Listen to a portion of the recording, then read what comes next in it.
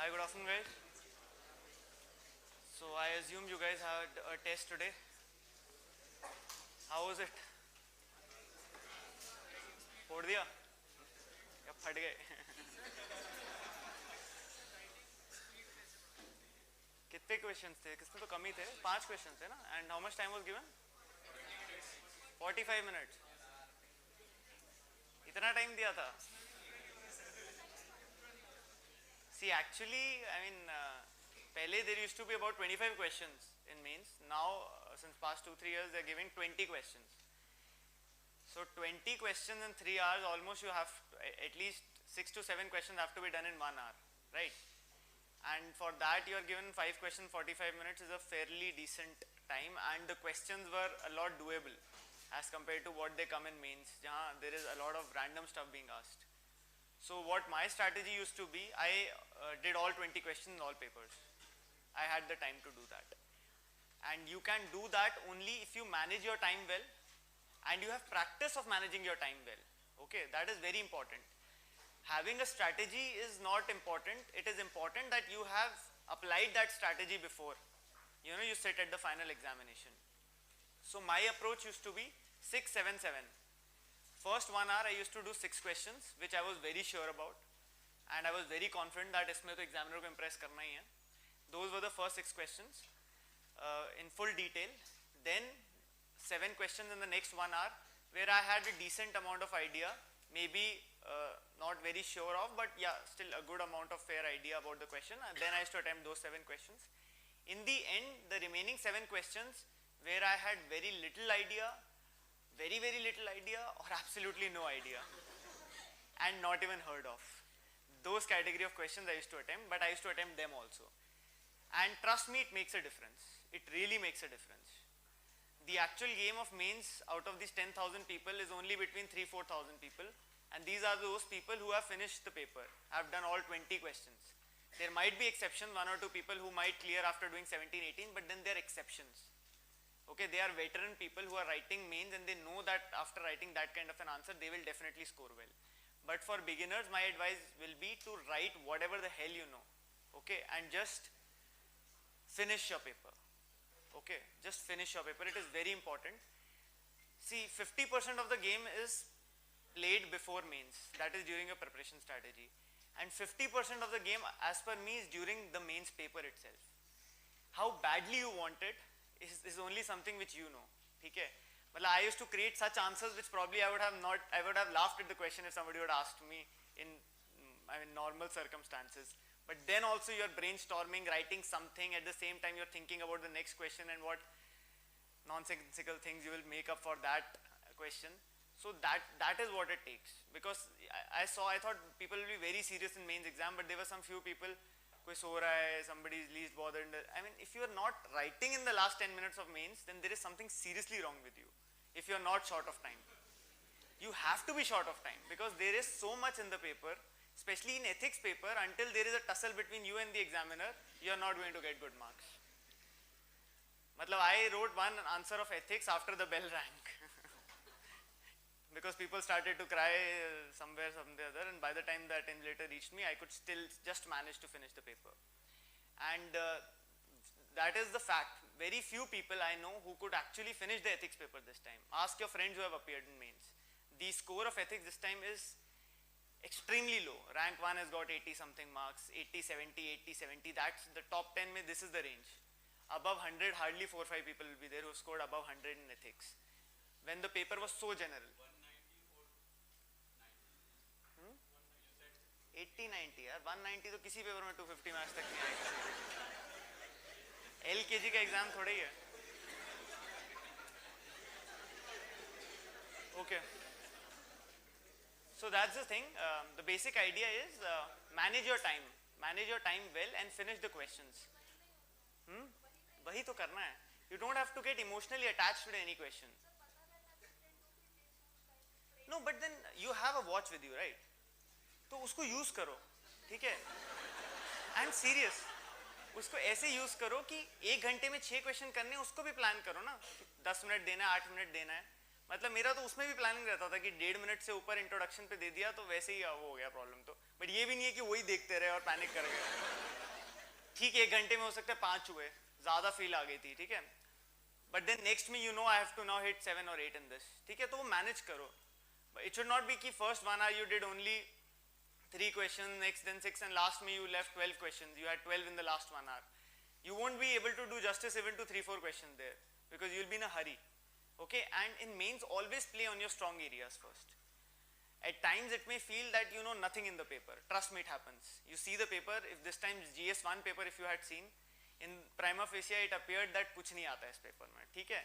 Everybody started to have water and there were pathetic faces in the exam hall. I used to identify one question which I know in every paper, that was my trick कि कहाँ से start करना है, ये strategy है, ये मिल गया, ये आता है, ठीक है, अब वहाँ से शुरू करो, फिर ये मिल गया, फिर ये मिल गया, so gradually you build up, and once you write 5-6 good answers, then you will finish the paper. That is my guarantee, and you will write somehow you will write, and later on you will be impressed by yourself how I could write such things in the paper.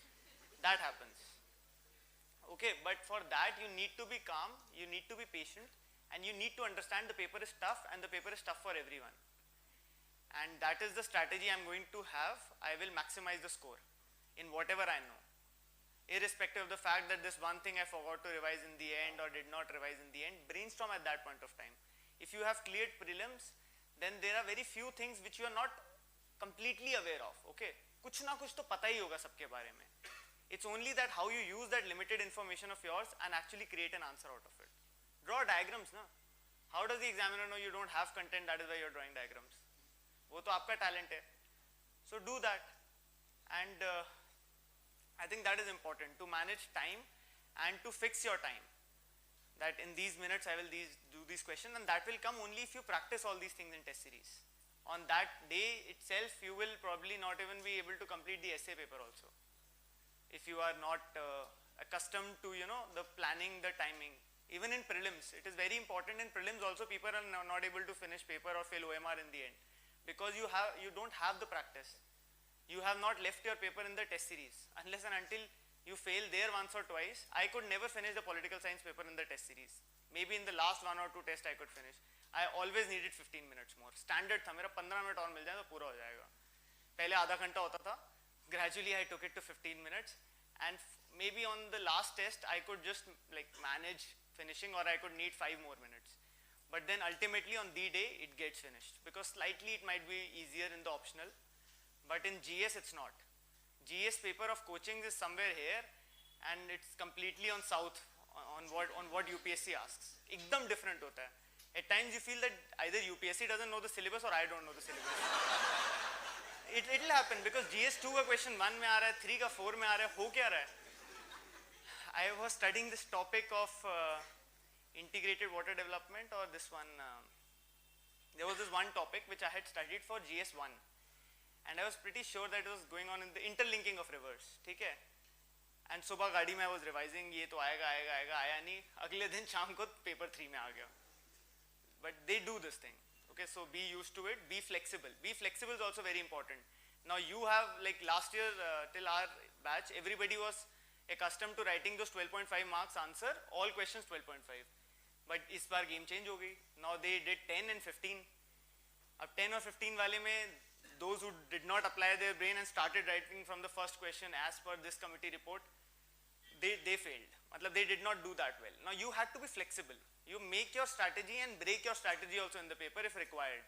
So I saw and I realized that in a 15 marker, if I write a good answer, I can get 8 to 9, right? Maybe even 10 if the examiner is good. But in a 10 marker, if I write a good answer, तो 7 भी नहीं, 6 and a half, bad 3, 4. 2-3 mark का difference आता है ना, 2-2.5. But in 15, the mark is more. The difference is between a good and bad answer is 4 to 5. So I targeted 15 markers first. I did all the questions which were 15 markers first with high efficiency and good content. Whatever questions you attempt first will definitely have better content because you have time and you are patient and you're not that worried at that point of time. And then I did the 10 markers because 10 markers में you just had to fill one page. तो introduction और थोड़ा content और conclusion में ही निकल जाता था काम. So strategize that way. Okay, don't, even in optional it might happen you may not get 15, 15, 20 and rather 20, 10, 10. ठीक है, तो just check that out and then write and focus more on the question which has more marks. Okay, so main strategy is clear, but उसके लिए पहले करना पड़ेगा prelims clear. ठीक है, चलो we'll start. So first we'll discuss the amendment to the RTI Act which is proposed. Okay, उसको discuss करते हैं, then we'll do other topics. Give the heading RTI Amendment Bill 2018.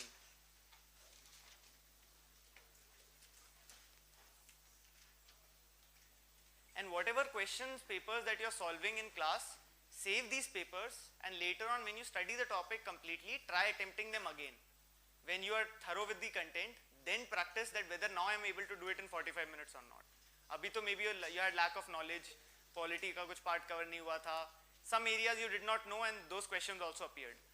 But once you are completely prepared, then whether you are able to answer or still you have problems in writing answer, that is something you need to gauge yourself. Okay.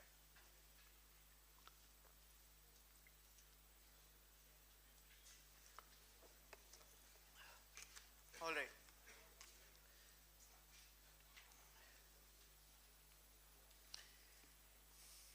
So there is a proposed amendment to the RTI Act. I'm just telling you, I'll tell you when to write. So there is a proposed amendment to the RTI Act which has nothing as such to do with the essence of RTI, but more to do with the terms and conditions of the office of the CIC and the IC. Okay, but essentially diluting their powers, diluting their authority, diluting their service terms and conditions ultimately dilutes the RTI Act as well. So there is widespread criticism, there is widespread opposition. You might have read articles relating to it. Almost every newspaper is giving editorials and front page news on this amendment that is being proposed. Okay, although proposed amendments and draft bills are not very important, but still in acts like these you should read.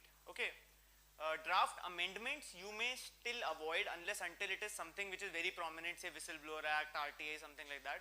Otherwise you can skip draft amendments.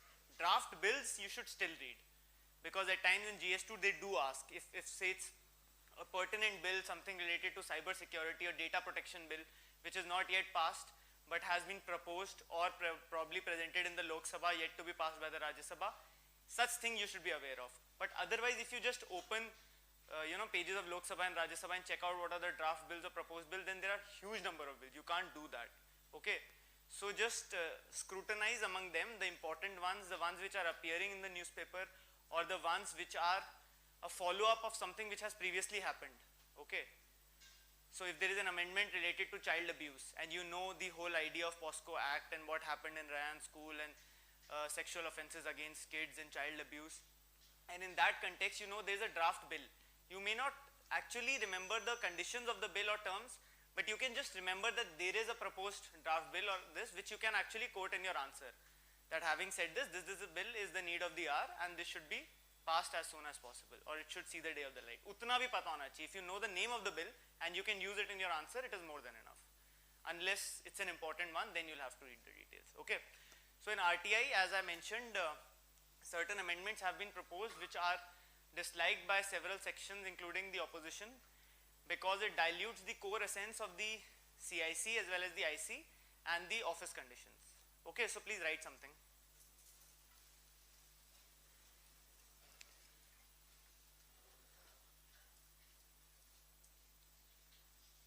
A copy of the RTI Amendment Bill, a copy of the RTI Amendment Bill 2018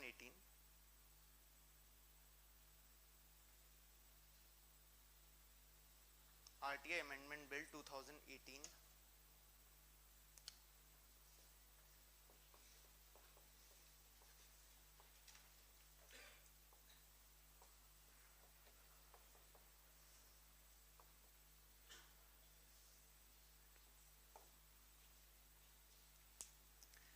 circulated among the members of parliament,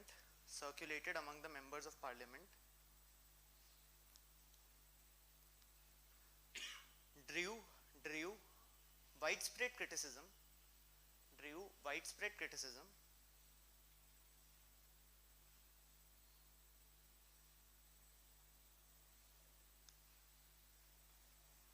from the opposition from the opposition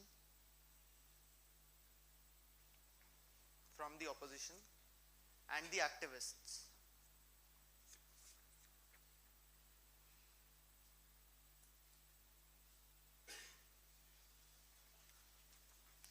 Okay, next line. At present,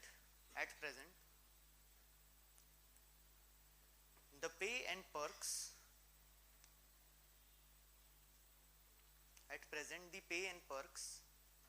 as well as other terms and conditions,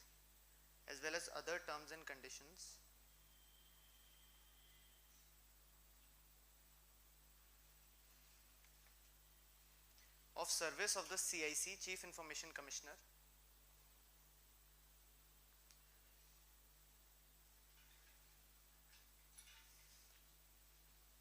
is on par with PAR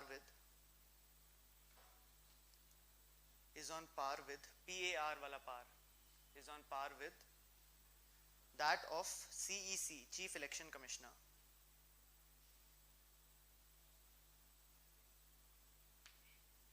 comma, and the grade of an IC, Information Commissioner,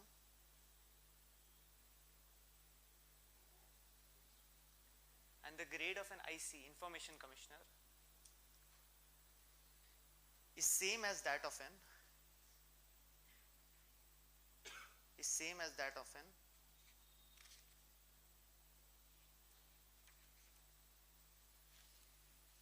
election commissioner, EC, election commissioner. Actually, the status of the CEC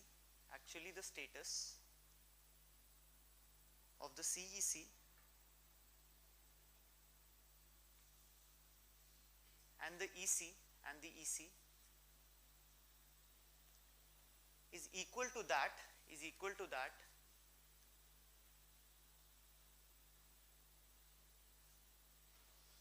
of a judge of the Supreme Court, of a judge of the Supreme Court. So by extension,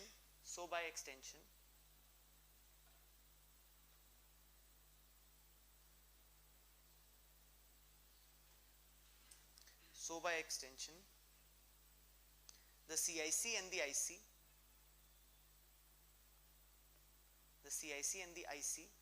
enjoy the same equivalence.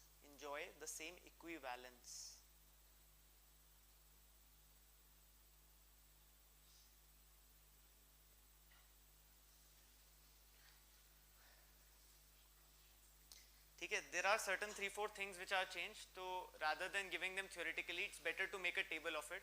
आपको भी पढ़ने में easy होगा और याद करने में होगा, and it will be shorter also. So make a table. First give the heading in this only. Section 13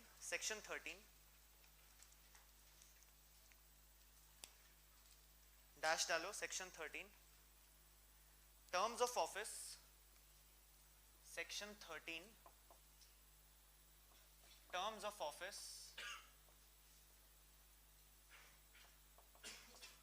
and conditions of service.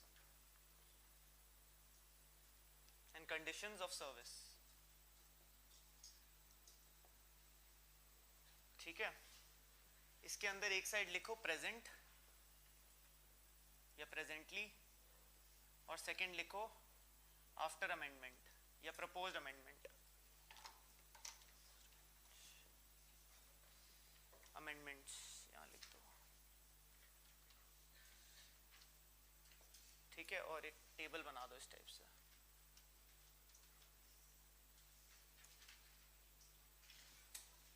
अब लेफ्ट साइड में फर्स्ट पॉइंट लिखो, प्रेजेंट में फर्स्ट, ये फर्स्ट पॉइंट भी है और ये सेक्शन 13 का फर्स्ट क्लॉज भी है, ठीक है, 13(1) है ये, तो 1 करके लिख लो. खैर कोई ये पूछेगा नहीं कि 13 में आता है कि किस में आता है. Nobody will ask you this as such, but then again if we are writing it, then we should write in that form only. So the first point, right, present condition is that CIC shall hold office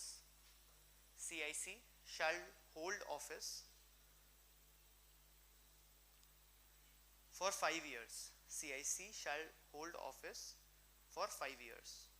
Okay. On the other side, right, first point, CIC shall hold office, CIC shall hold office for such term, for such term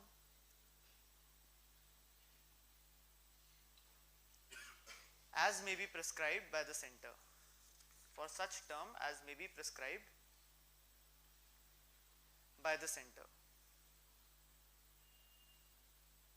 ठीक है. So pehle it was fixed for 5 years, but now the term will be decided by that of the government. So when we said that CIC and IC, they have equivalent relation with that of a judge of Supreme Court, we meant that they had similar kind of provisions with respect to the security of tenure and their service conditions. Okay. Like how is a judge of Supreme Court removed? Impeachment. Are you sure? Removal process. Very good. A committee form hoti hai 3 members ki, that is right. But yes, somebody said impeachment. Always remember that only the president is impeached. The term impeachment is used only for the president. But many of the they do. Okay, they are media person, they are generalist. You have to be an expert in certain areas. Okay, so this is a mistake which a lot of people do, and they will check you specifically on this at times. Isliye I am mentioning it. This could be a prelims question because the term impeachment is only used in the constitution in Article 61 for the impeachment of president, whereas for judges it is removal. Okay, and there is also a logic behind it, because once a judge is removed, okay, or the orders have been passed by both the houses of the parliament for his removal, what happens then? It needs the assent of the president for the final removal, right? Whereas once the two houses pass the 2/3 majority of total strength ke sath, in case of the motion of impeachment of the president, he is terminated from the services immediately. Okay, so the parliament immediately impeaches, whereas there is still a process to go towards the president. Therefore the removal is only temporary and confirmed by the president. Okay, so that is the logic behind it. So since they have similar service conditions, the CEC, Chief Election Commissioner, is also removed in the same manner as that of Supreme Court judge, whereas the election commissioner, though they have similar status, they are removed by the the government only, president, on the advice of the Chief Election Commissioner and other members, right? So the CIC also technically enjoys the same power, that is, he should also be impeached like that of a judge of a Supreme Court, which is similar to that of a Chief Election Commissioner. But once, so that means he has a tenure of 5 years, right? He is, when we say that there is a fixed tenure of 5 years, that means he does not hold the office as per the pleasure of the president, right? Yeah. See, technically for both of them, they hold the status of Supreme Court, but at least for CIC, the that happens because again, because ECs, for ECs also the same thing can be done, right? But for IC is not categorically mentioned, but it is done. But at least CEC should have the safety of tenure and should be removed in the same way as judge of the Supreme Court. But by doing this, that the term may be prescribed by the center, you give the power to the president or the council of ministers who aid and advise the president on what the tenure will be. Okay, so this is the first proposed change. Second point.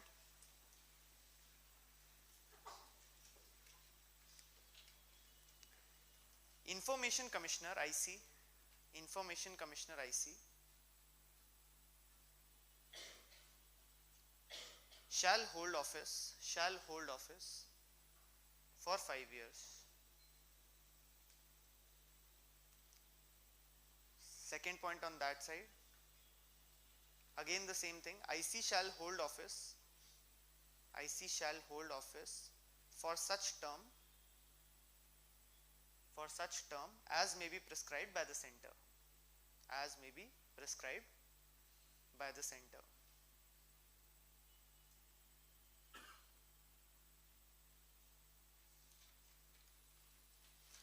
Okay, then write on this side, after 1 and 2 give the number 5, because it is the clause 5 of the act which has changes. 1 हो गया, then 2 and then 5. In 5, right?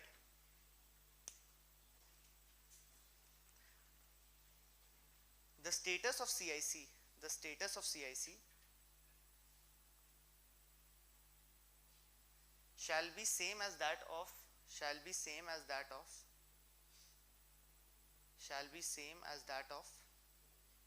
CEC, Chief Election Commissioner, full stop. The status of IC, Information Commissioner, the status of IC, Information Commissioner shall be same as that of EC. फिर amendments वाली side में number 5 करके here give the numbering as 5 and write pay and perks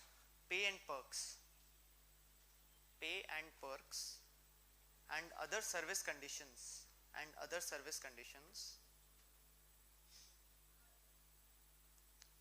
of CIC and other service conditions of CIC,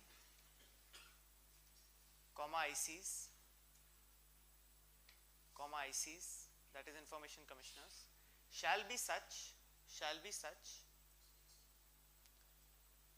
as may be prescribed by the center, So these are the only changes that have been proposed in the draft amendment bill, which is, drawing a lot of criticism. Why do you feel it is drawing so much criticism?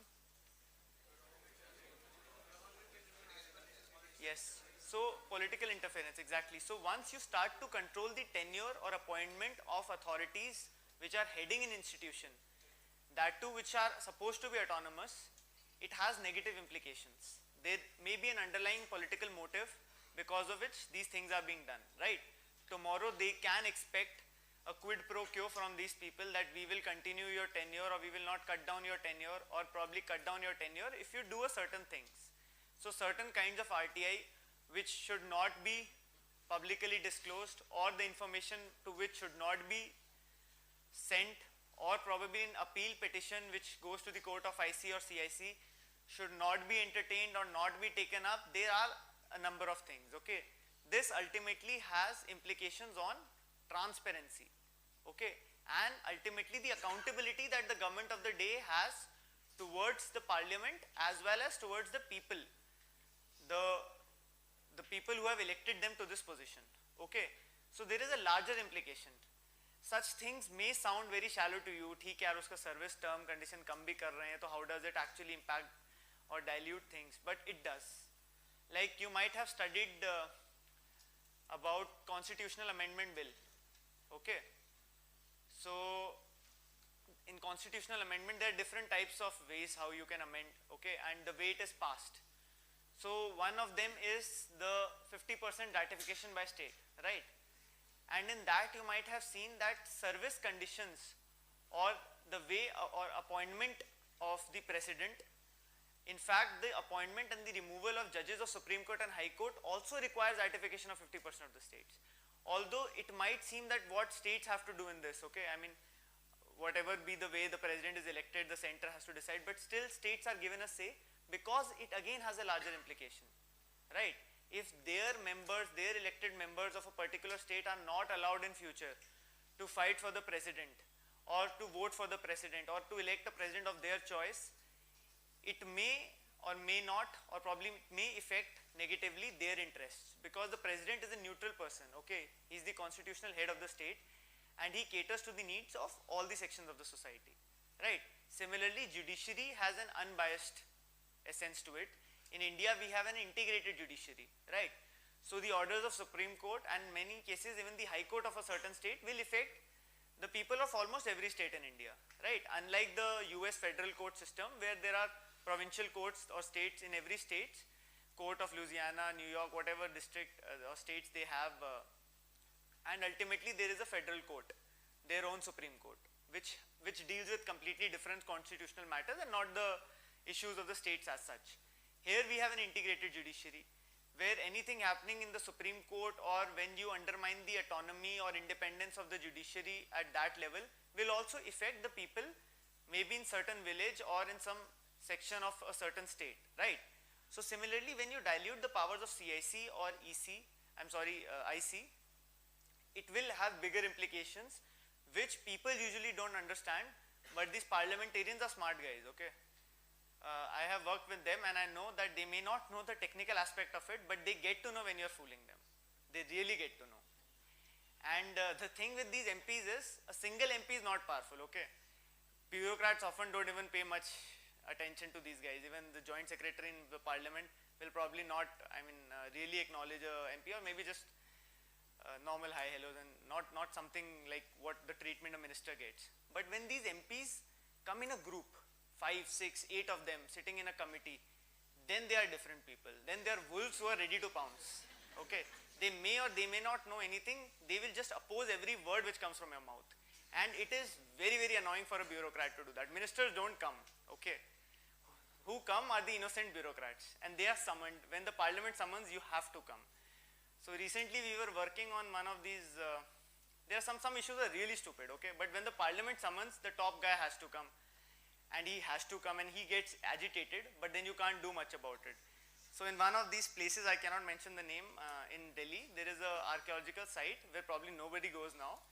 And there is a garden which is close to it. It surrounds it, where people go for morning walk. No, it is some other one. Ye jo bhi hai, why should I tell? So, usme NDMC, which otherwise doesn't do much work, out of goodness, because a lot of bureaucrats live in the proximity, or ministers or whoever, they made gates in that building and a pavement for people to walk. So now this one gentleman who is also an advocate and a famous person started to have problems, and he wrote to the committee on science and technology, to the chairman, okay? The chairman Anand Sharma of the committee, and these chairmen, they just forward the letter, okay, ask comment, summon this DG, summon this chairman of NDMC and all. So now for 4 gates and 1 pavement, the chairman of NDMC was summoned, the Director General of Archaeological Survey of India, right?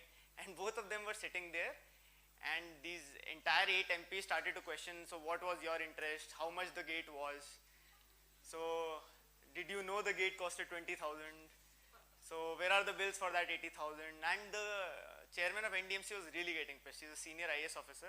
And even the Director General of Archaeological Survey of India, she kept checking her watch that why the hell we are here. And then ultimately he had to say, sir, in 80,000, I don't think I can take anything, right? The money has to be big. So that is the kind of grueling or questioning that even the parliamentarians can have. Okay, there is a general perception that these guys are stupid and they are just elected, and speech of Rahul Gandhi and this, that, wohi circulate hota, and that is the common perception, but it's not like that. Some of them have had long political careers and they are very smart. They know how to deal with things, and they actually question to the limit where good top guys of certain scientific organizations also get shaken. We had a chairman before this person, Renuka Chaudhary. She knew a lot about everything. At times she used to give certain suggestions in technical organizations. The scientists were also shocked. Madam, kya padh ke kya aayi hai? Right? So don't think that these amendments and all, and even the central government at times feel that we can, just slightly twist the bill and do things which can benefit us and nobody will understand, but that doesn't happen. If the MPs understand, good, 90% they will. If they don't, then there is the whole bureaucratic staff who is either UPSC cleared or probably an aspirant of UPSC at some point of time, and they very well know. They need to, they can read between the lines, and they are there to, these committees are very efficient when it comes to scrutinizing. The entire work of this committee and the entire staff is doing only one thing: summoning ministries, getting information, and reading that information to find out if there is any damn mistake in the working.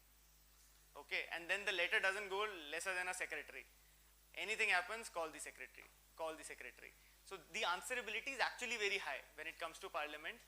So whatever questioning we see in the house is one way, but what happens in the backdrop in these committees, that is real work.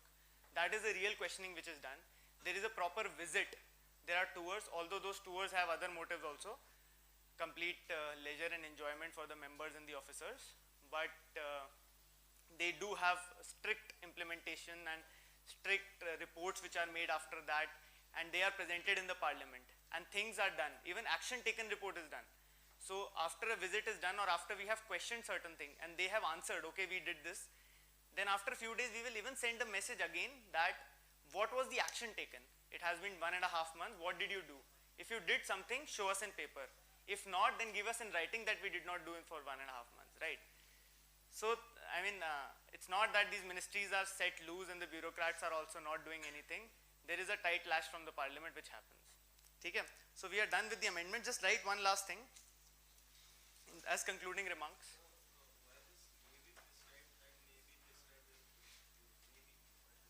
See, usually, I mean, this constitutional parlance or this technical parlance usually has this maybe term, may be prescribed by the government, that maybe the government will decide the conditions of them. So there may be another body which decides, because it's just an amendment. The final, this is a skeleton structure and the final body and shape will be assumed after the bill and all is passed. So there might be some body which is appointed by the government which does that, or somebody else. So there is this maybe term, okay.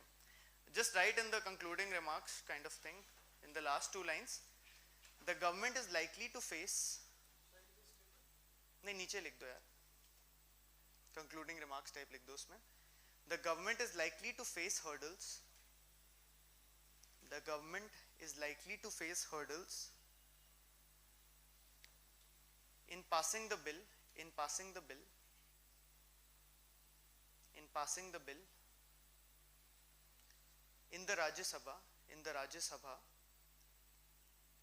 in the Rajya Sabha, as it does not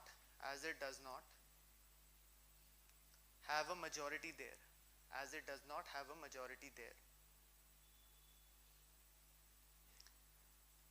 All opposition parties have criticized the move to dilute the RTI Act, have criticized the move to dilute the RTI Act. Okay? So this is just a way forward that the government will have a tough time passing this in the Rajya Sabha because they do not enjoy the majority there.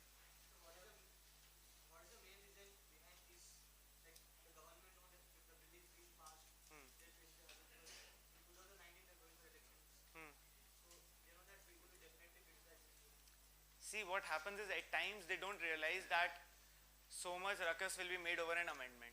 Okay, there are hundreds and thousands of amendments. You open the website which are proposed, okay, proposed, not passed, on almost daily basis. Now, not many times these come into the eyes of, see, some activist might have noticed this. He might have informed to some parliamentarians and this thing came out in news, or it was circulated to the MPs and on that fine day they decided to pay attention to it. Okay. And maybe that was the intention, that if it gets passed, it gets passed. Many a times the ruling party feels that, okay, we want to do this, it may or may not have opposition. What the worst what can happen is it will not get passed, right? But there might be some chance that it gets passed. So whatever the intention was, but these were the terms and conditions. We cannot actually comment what Modi ji and the cabinet had thought before they made this amendment or proposed this amendment. But definitely I feel that they might have thought, like, recently there was this circular which was, you might have seen, bahut news mein aa raha tha, which had come from PMO and sent to DOPT regarding what? Lateral entry mat bolna, huh? Cadre allocation, yes. So regarding cadre allocation, that the marks of foundation course FC will also be counted in the total score. That is your marks attained in UPSC CSC along with your FC marks will decide your service also as well as your cadre. Previously what happened, that maybe not an IFS but several services, the seniority till date is decided by your performance in the training. Okay, but obviously your cadre doesn't get changed, your service doesn't get changed. But between that, within that cadre, your seniority might go up and down based on your performance in the training. But what this circular was proposing was that your cadre as well as your service will be decided by these marks, and no proportion was given how much marks will be of FC, what exactly will be there, because till now there are those time pass exams which happen FC. Okay, people fail also and then they reappear and they pass also. But now it will be very strict competition, and if there is an interview, UPSC is still a constitutional body, a respected body. Who are the people? They might be biased towards a certain political party, recruit certain section of the society. कुछ चीजें हो सकती हैं उसमें, right? So they had proposed. Now had this circular not gone viral on media and everywhere else, probably it might have been passed or it might have been rejected at a very later stage. Abhi to they were just asking the different asking DOPT to ask the different ministries and different services to give their response on this. That is all that was being done. But there was so much hue and cry that even Rahul Gandhi was given statement that this is politically motivated and all, which I personally felt there was nothing wrong in this, right? People take training very lightly, and there is a very strong element of luck in UPSC. So if you are that good, just battle it out, right? 4 mahine aur hai na? So save your rank or improve your rank. It would have been fun, although it would have spoiled the entire camaraderie of these services officers and the whole idea about attending FC to enjoy for 4 months since you have worked hard for 4 years. But and people would have been just fighting madly for 1 mark and this and that isko de diya, and grudges against people, ye meri service le gaya and wo ye kar gaya and all that. That would have happened. But then again, it was just a proposal. But again, it got terminated only at the stage of initiation, not even initiation actually. So these things happen. Okay, if they get a lot of attention, lot of criticism, they get withdrawn at a very early stage, right? So we are done with this. We'll do the next small topic, which is corporate social responsibility, CSR. Bolo.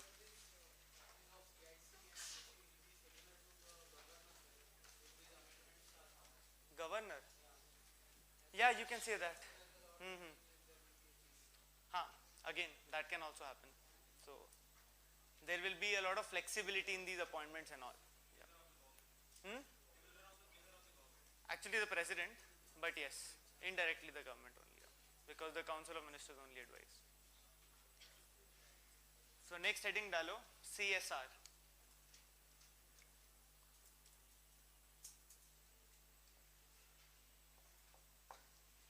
What is CSR?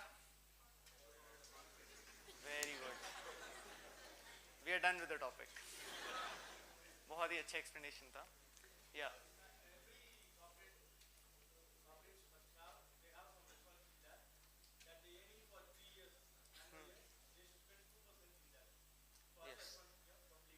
Very good. Is anything else?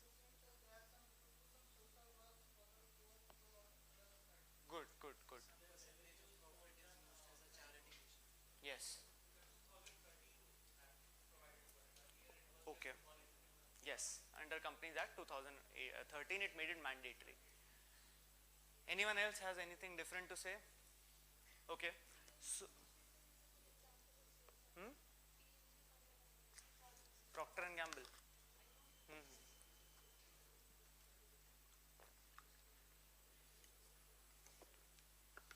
So what you guys have mentioned is mostly the technical aspect of CSR, that under a certain act they are now mandated to spend 2% of their average 3-year, and there are other conditions also which we will discuss, which is mandatory now for the companies to contribute this much. But what is the basic idea or essence behind corporate social responsibility?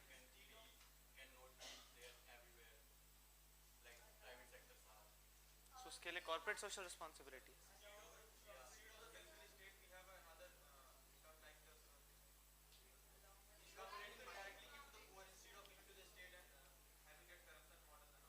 Corruption model. Okay, anything else? Exactly. It is a way to give back to the society, right? These corporates are working on the resources which are actually equally distributed among the society, right? We all are actually owners in a utopian world, but this inequality has been created ultimately by these corporates. When a company like Vedanta goes and mines in Lanjigarh and in these specific mines of theirs where the local tribes are affected, their livelihood gets affected, their home, their accommodation gets affected, you are basically encroaching upon their territory, right? So it becomes a moral right, despite the fact you get all environmental clearances, you get all sorts of clearances from different ministries, you need to repay these people back, right? You need to repay to the society from where you have made these profits, from where you are drawing all these benefits. So ultimately it's the responsibility of these corporates. It could be a public sector institute, or it could be a public sector corporation or a private corporation. Each one of them has to have some kind of a corporate social responsibility, a responsibility towards the people who have been negatively affected by them or by somebody else during the process or during the working of their business, right? And if not directly, they are indirectly helping these people, indirectly helping by contributing a certain section or certain share of their profit which was actually made through them only, and giving them back. It may be in the form of education, setting up of schools, setting up of hospitals, lending money to the weaker section, setting up of skill training institutes. There are a number of things which are allowed under CSR, and you can follow. Initially it used to be that it's often seen that these manufacturing units or these big companies, wherever they come, if they displace the people, they will try to give them job in their own factory, okay? And if their land is encroached upon, they will try to compensate in some other area. They will probably set up a school where their employees, as well as the kids and villagers or people living nearby, they can also join. But then slowly and gradually this idea has evolved. Now this idea has evolved to a limit where you can contribute your money, and this money can be used in any of the areas. How does it matter whether it was used in that particular area only where you had made certain things or you had exploited the resources? Ultimately it's benefiting the weaker section. That is the whole idea about corporate social responsibility. Fine, now write something. Give the heading, what is CSR? What is CSR?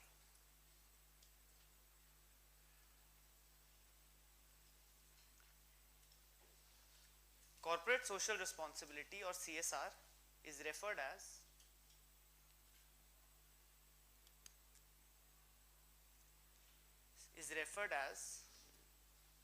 a corporate initiative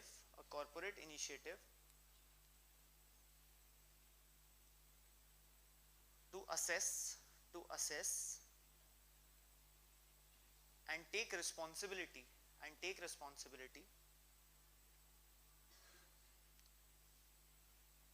for the company's effects, and take responsibility for the company's effects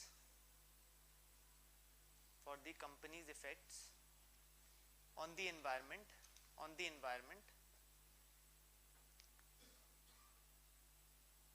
and impact on social welfare and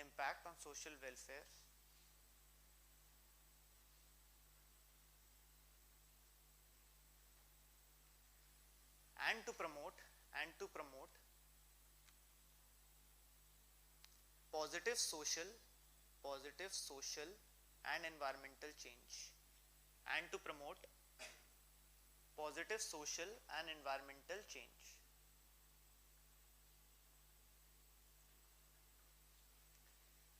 The efforts of the corporates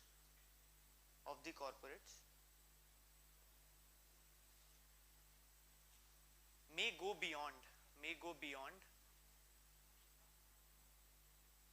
what may be required or prescribed by the regulators.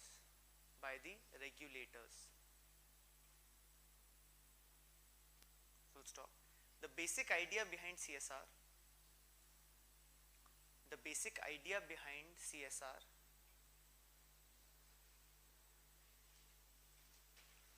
is that this income is earned from the society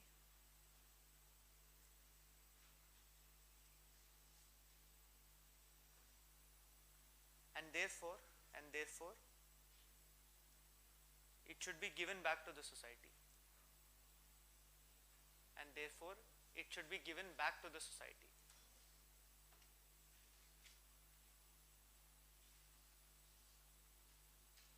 Okay. Next heading डालो, what is the legal mandate? What is the legal mandate?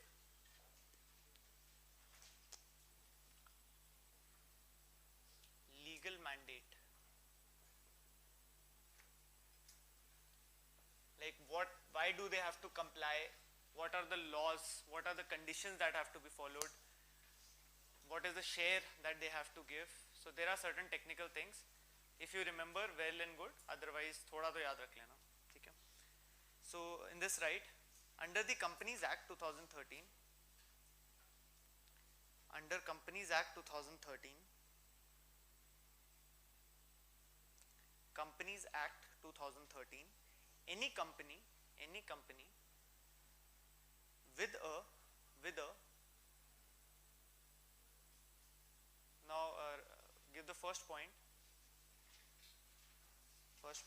net worth of the company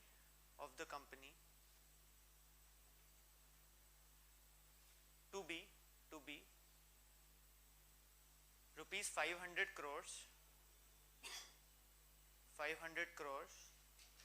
or more,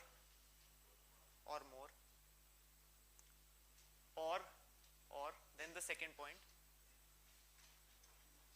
turnover of the company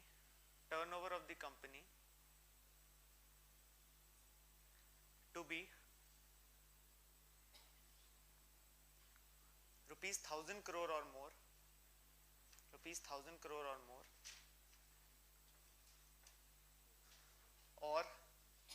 or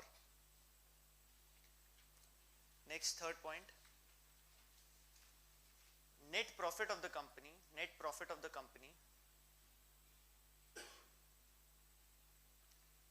to be rupees 5 crore or more.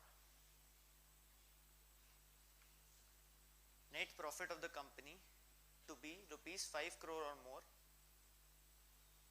Okay, so if either of these three conditions get satisfied, okay, तीन बताइए, either the net worth is more than 500 crore, the turnover is more than 1000 crore, or the net profit of the company is 5 crore or more, then in that case, write down, the company has to spend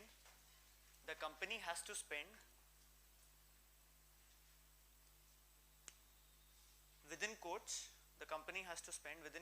at least 2%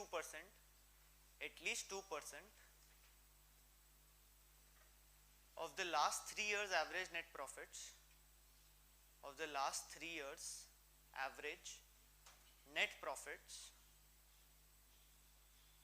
on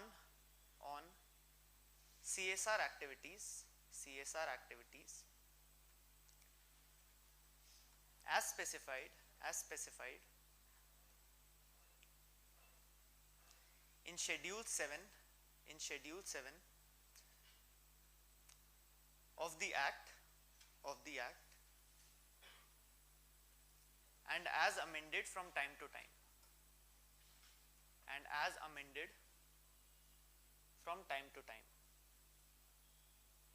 the rules came into effect, full stop, the rules came into effect from 1st April 2014. Why 1st April? Yeah, the beginning of financial year. ठीक है? So basic idea is that a company will be qualified to pay CSR if they satisfy these three conditions. The condition in terms of net worth or turnover or profit. Either one of the three if you are falling in, then you have to pay how much? 2% of your average 3-year profits, right? So this is the legal terminology, or this is the set of rules that has to be followed, or based on this it will be decided whether company has to necessarily pay or not. Now a company can pay more than 2% also. This is minimum, right?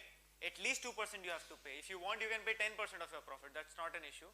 Although not many companies do that, but obviously you can do. And similarly, even if a company who is not falling in these categories, there is no restriction on that company to also get involved in CSR activities. They can also do that. But there is no legal mandate for them. Whereas it is compulsory for these three set of companies who fall into these three set of conditions, for them it is compulsory to invest at least 2% into CSR activities. Right, more? Further, as per CSR rules,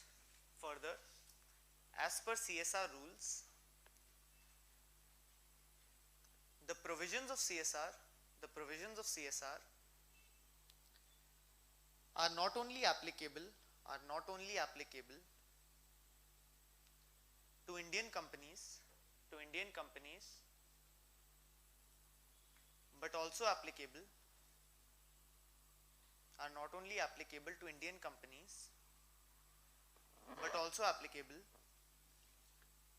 to branch and project offices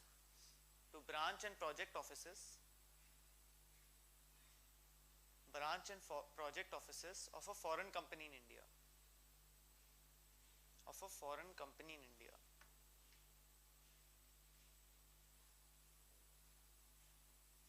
Right.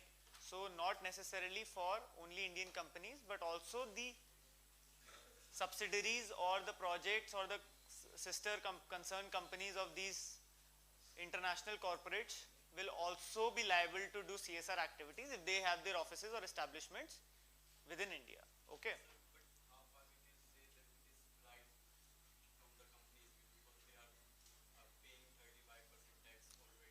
But these companies are also exploiting the resources, right? These resources were meant for the people of India, and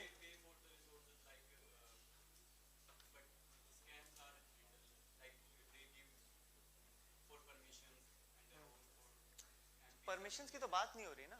Permissions to even Indian companies will get. ठीक है. They pay extra tax, or they also have to give corporate social responsibility because everybody else is also doing. Aren't they using the resources of the country? Isn't something that they are taking from the people of India? अपनी country में कर रहे हैं. We are not asking them to even give CSR in those countries to the Indian diaspora. We are not saying that if you have one office in Canada, वहाँ जितनी Indian community है उनके लिए भी कुछ करो CSR. We are not asking that. We are asking them to do things which are in the domain of the country, in the areas or the people who are affected are Indian citizens. Right? गलत लग रहा है आपको? नहीं लेना चाहिए इनसे. चलो आगे. Further, this next point, further, the qualifying company will be required to constitute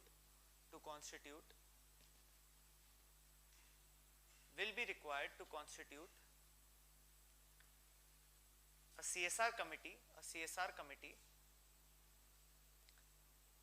consisting of three or more directors.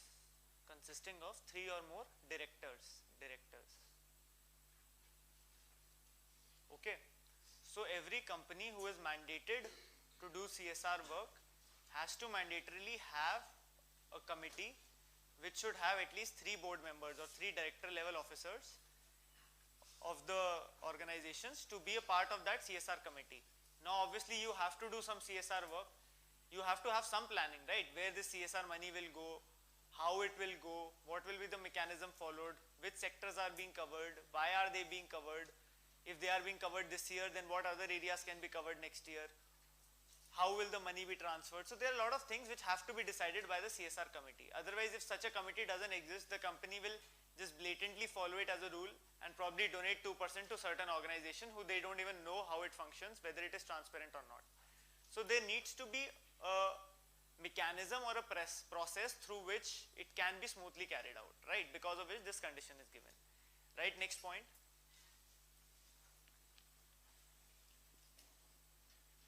The CSR committee shall formulate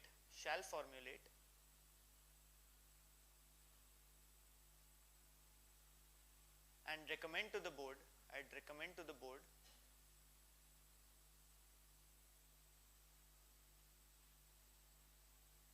a policy which indicates the activities to be undertaken,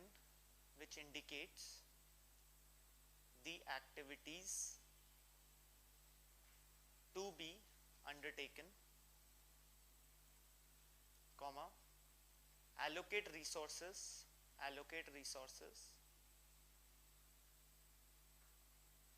and monitor the CSR policies of the company,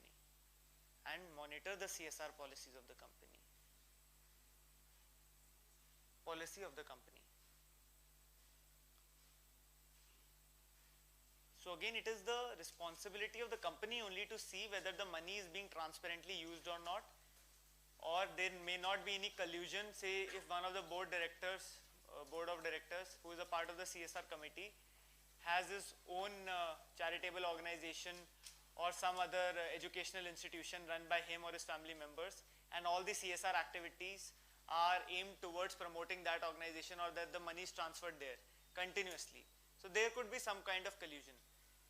And this is the responsibility of the CSR committee and the board of directors to oversee the implementation, to see whether the policy is in place, the policy is amended regularly, most different sectors are targeted, and there is transparency in the allocation of resources and money to these NGOs or to these whatever organizations to which the money is being given. Okay.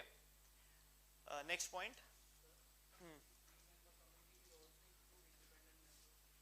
Yeah, so it says 3 or more directors. It could have independent director also. But the concept of independent director is mostly in bigger companies and also in PSUs. Okay, but often smaller companies may not have independent director, and net profit of the company to be more than 5 crores can have smaller companies also. Although they are meant to have director, but अब वो कितना transparency has, that is not known. Next point. If the company did not spend CSR,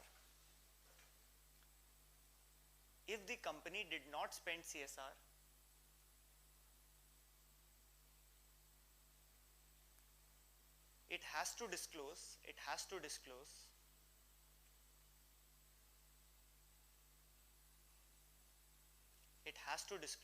the reason for not spending.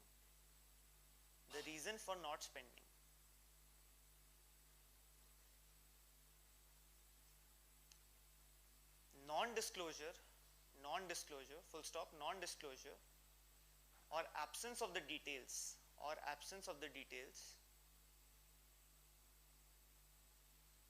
will be penalized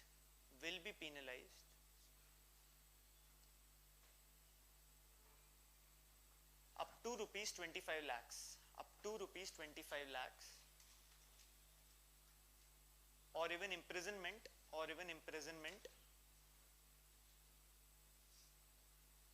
up to 3 years.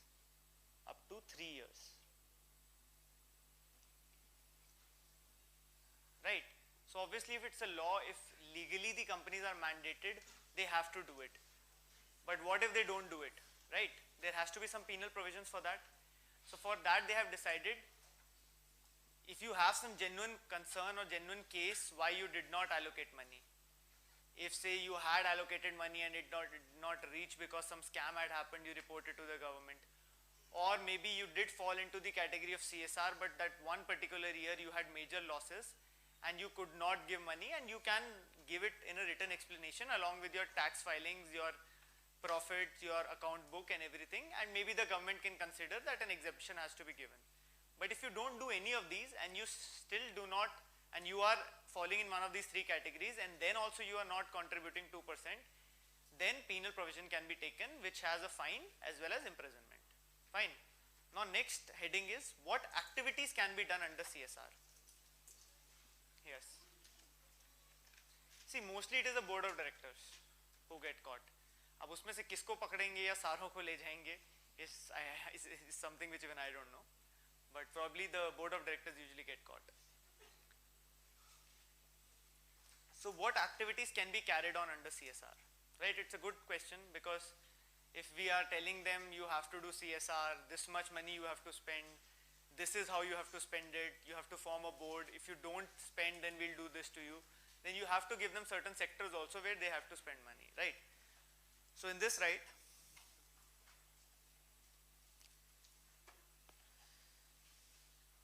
CSR activities can be carried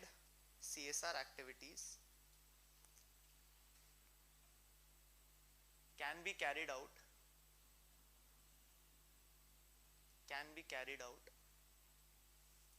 in one or more of the following focus areas. One or more of the following focus areas. ठीक है, इसमें लिखो first point, eradicating hunger,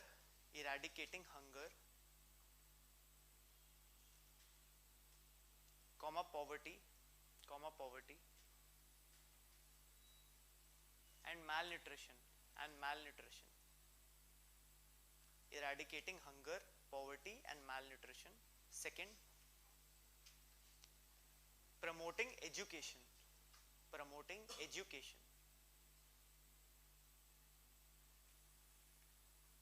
Third point, improving maternal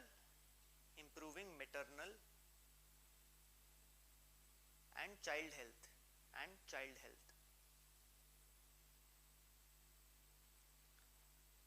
Fourth point, ensuring environmental sustainability.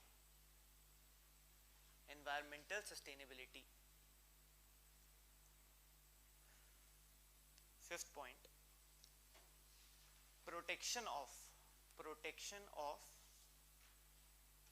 national heritage. Next point, measures for the benefit of armed forces. Measures for the benefit of armed forces. Next point, promoting sports.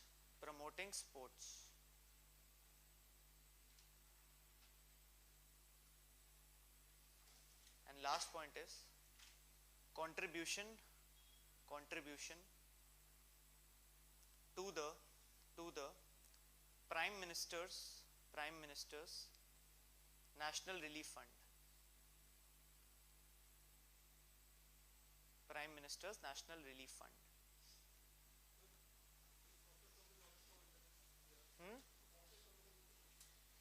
Please be loud. Yes, any company who is, software companies will also come under CSR. See, it's not always about natural resources. Okay, that is the only kind of exploitation that we think of. They might be setting up their offices for which several slums had to be cleared off for creating that infrastructure. Their transmission lines are coming from somewhere. They are using water resources from the nearby areas. The software companies basically take away employment of people who are not of the skilled category, we can say, right? So the unskilled people who can actually be made laborers will have no employment opportunities in the software companies who come, because they require, since India is becoming a knowledge economy now, right? So they require people who are at least the ones who can speak in English or basic primary knowledge, or preferably people who have some software experience or engineering or degree in some computer science applications, right? So in that respect they have to contribute. So you cannot actually say that they have exploited more, so they should pay more CSR, or these companies have. So everybody, since software companies make more money also, right? Manufacturing companies have very less profit shares. The margins are very less. They might be selling at a certain price, and these metal industries and all specifically, they have a lot of variation. Some year the aluminium price may go down, may go up. The profitability will get affected. There is a huge number of employment. Service sector mein kya hai? Service sector mein the profits are very high. You have 10 people working in a startup and they are making good profits. So the conditions are based on the profit and not on the nature of work that is done by the company, right? So can you explain this ensuring sustainability? Yes. So obviously environment is a hot topic now, and most of these companies have some or the other negative impact on the environment, right? Any industry, any software company, any service industry, agricultural industry, any of these companies which are based in any of the sectors will have some or the other environmental impact. I hope you would agree with me on this, right? Say a manufacturing company will have, they'll have their mining operations, they will have their excavation, several other activities they'll be indulging. I think you're on your phone, so there's no point. You're writing? Okay. So they have these different set of things that they are doing in a particular area, right? And even in the software areas, they will be probably using internet. They'll have these air conditioners. The air conditioners have this entire, this urban heat climate concept you will study in geography.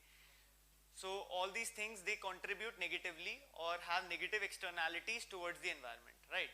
So obviously, I mean, if they can do something good for the environment in whatever way possible, be it making their office as a green office or zero emissions, or trying to plant trees in certain area to balance the kind of carbon emissions they are having.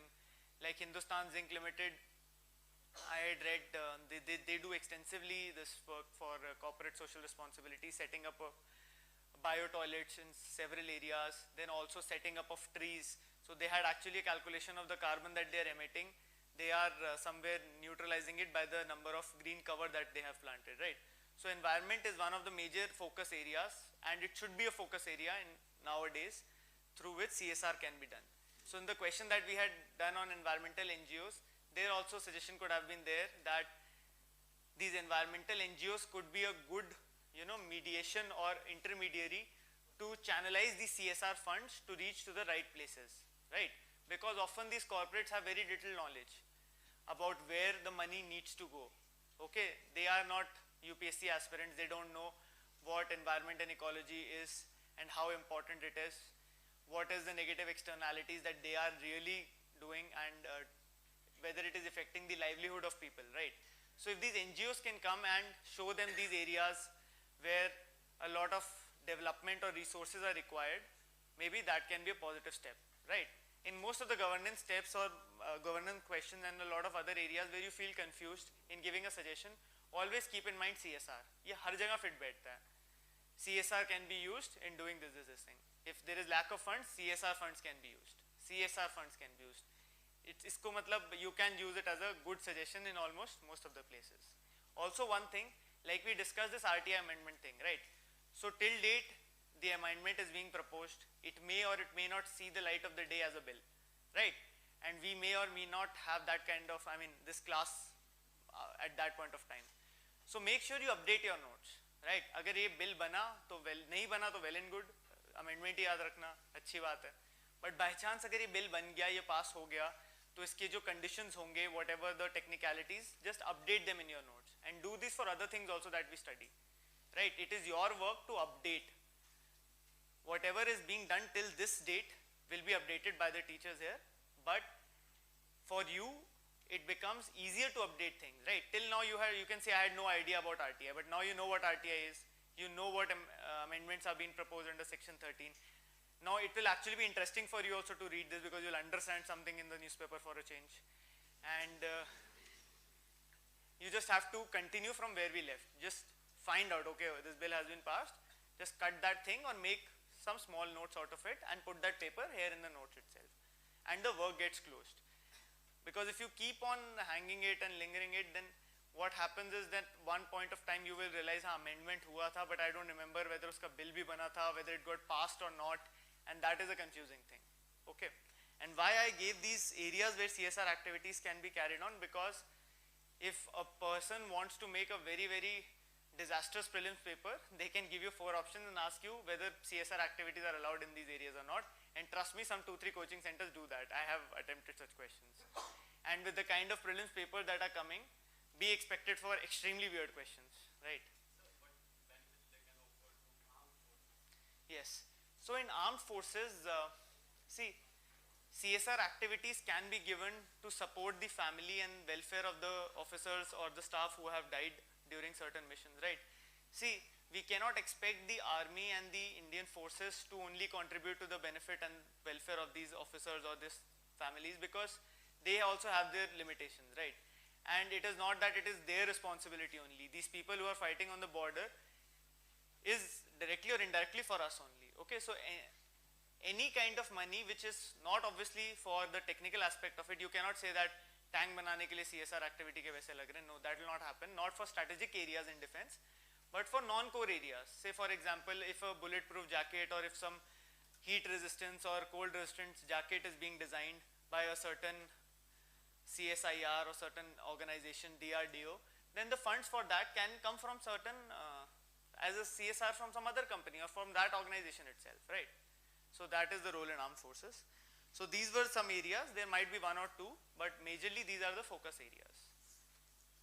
So now next topic is, how is it the advantages of CSR?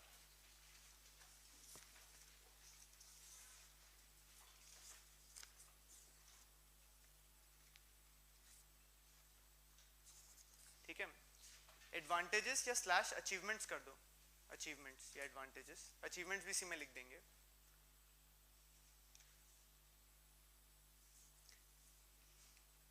In the first point, you can write, for the year 2015 and 16, for the year 2015 and 16, Indian companies spent 163 crores more than what was required legally. 163 crores more than what was required legally.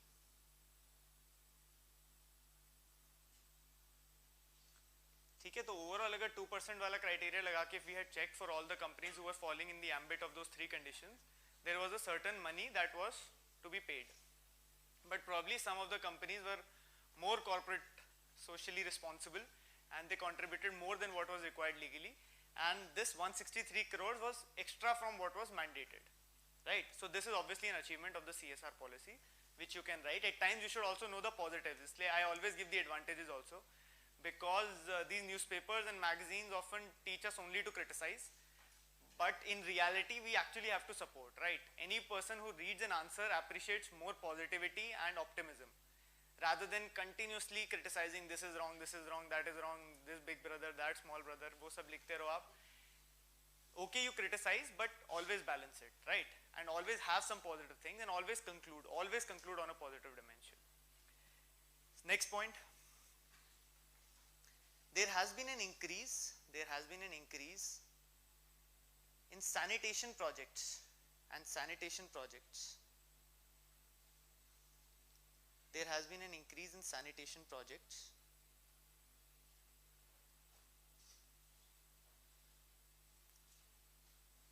In example, you can write several organizations, yeah, several companies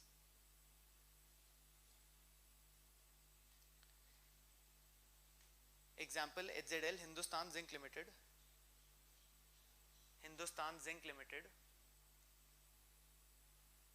have been extensively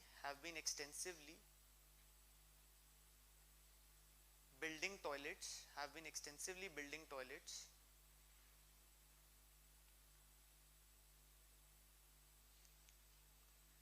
in rural areas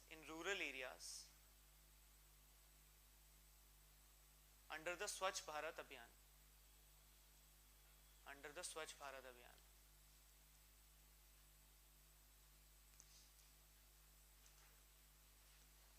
Next point,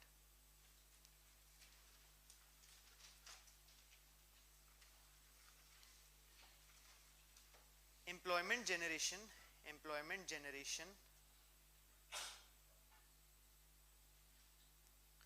due to CSR activities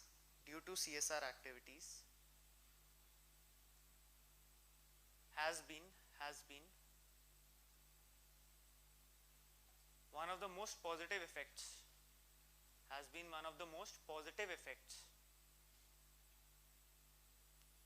of this policy.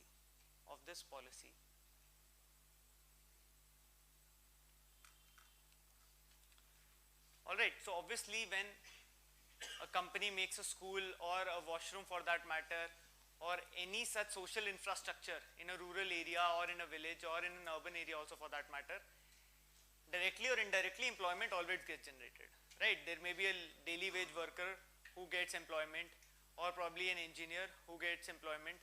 So a lot of people get employed also through these CSR activities, which again is the need of the hour, because considering the high rate of unemployment in the country and the migration that we have from rural to urban areas, it is a positive fallback, right? Next point.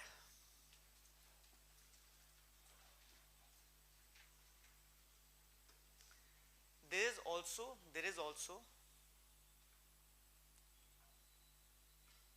an added advantage,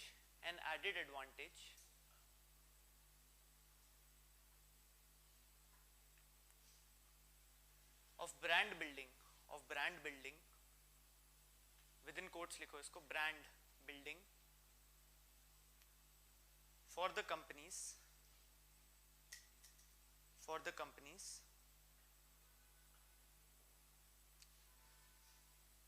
which helps them, which further helps them to increase their profits,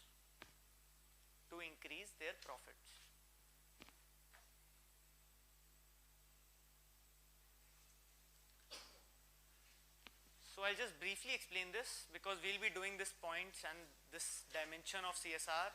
We'll do one question and in detail we'll discuss.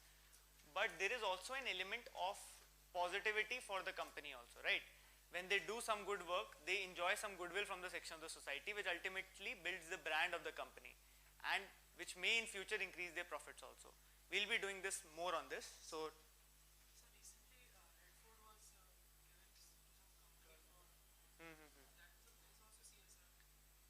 now what was it given for?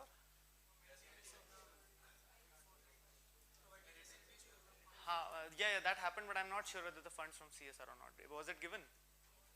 No, I'm not. Okay, I'm not sure about that. I'll have to check. So now we'll discuss the negative issues, negative impact or the issues of CSR. Not negative impact, issues in CSR. Issues in CSR. Issues. So mostly there are negatives and disadvantages, and बहुत कम ही positives होते हैं. So here also there are a lot of issues which are involved in implementation and formulation in the CSR policies, and things which are doing good or doing bad in CSR. So the first thing is limit fixing. Limit fixing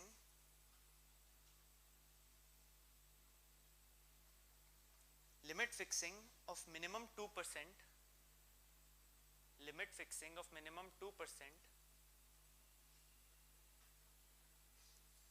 will restrict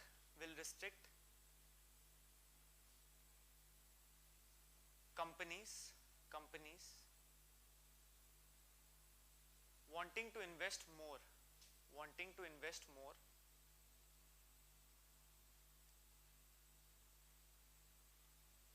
as the target fixed by the government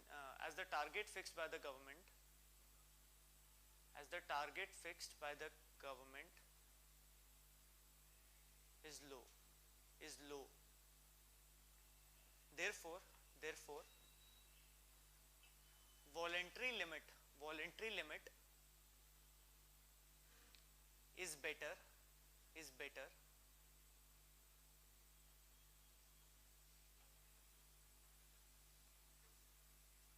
Okay, so there is often a rollback that we have seen. Okay, although this point may or may not be very true, but again it is one of the issues which several corporates say, that we were investing more initially, although they are still not legally mandated to spend less. They can still spend more than 2%, but then there is a certain section of the society, or these activists who say that when you bind them to 2%, what happens is they will do only 2%. Okay, this is human tendency. When you give them a limit, they feel, okay, if everybody else is doing 2%, earlier whatever they were doing is because of their own interest, their own idea of giving back to the society. They were doing 10%, 8% or whatever. But now it becomes a competitive sense. Now they feel that, okay, company A and B are also giving only 2%, and that is what they are legally mandated. Why should I give 5%, right? I am contributing 3% of my profit extra, which could have been used in my research and development and expansion of my business. Okay, so this is this perception. So certain sections or certain activists, they claim that it should be voluntarily, or it should be voluntary, because it ultimately balances out. Okay, so if there are 10 corporates who are paying 100 crores and 10 who are not paying also, ultimately the money is the same only, because later on they will also pay less and they will also pay less. So why fix a limit? Okay, give them a voluntary target only, or they should be the one. Because see, ideally giving back to the society or charity cannot be out of compulsion, right? This is forcing somebody to do something good. It is like tomorrow when, if we constitutionally, if we enforce fundamental duties, they are moral duties which we ideally should follow. But if you don't follow it, or if you are not doing it, if you don't consider your entire country as your brothers and sisters, nobody is going to penalize you or put you in jail for that. So similarly, this is enforcing. There is no other country in the world, okay, India is one of the only few countries which actually is making a law to force the corporates or ask the corporates to do this. It is usually voluntary and out of the company's own sense of goodness towards the society that they try to do these activities. They are a part of CSR. Yeah, who told you? Yeah, every PSU has a CSR committee. BCCI. BCCI is not a PSU. See, no, then whether they follow these 3 criteria or not, I mean, it doesn't fall into a company, right? I mean, first, as per Companies Act, you should be registered as a company. Only then only we can consider your profit, your, if I am doing a business from my own house and I don't register it as a company and I'm making 10 crores profit every year, nobody can ask and force me to give CSR, because I'm not filing my returns, I'm not filing, I'm not even declared that I have a company of that sort. Now that is a different issue altogether. Okay, so limit fixing ki baat we have done. The second is geographical disparity. Geographical disparity.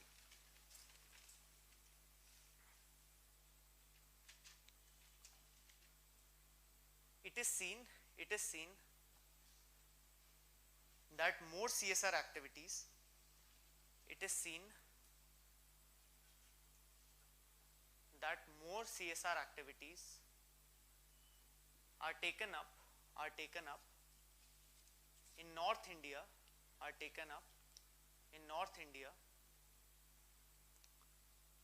and South Indian states, whereas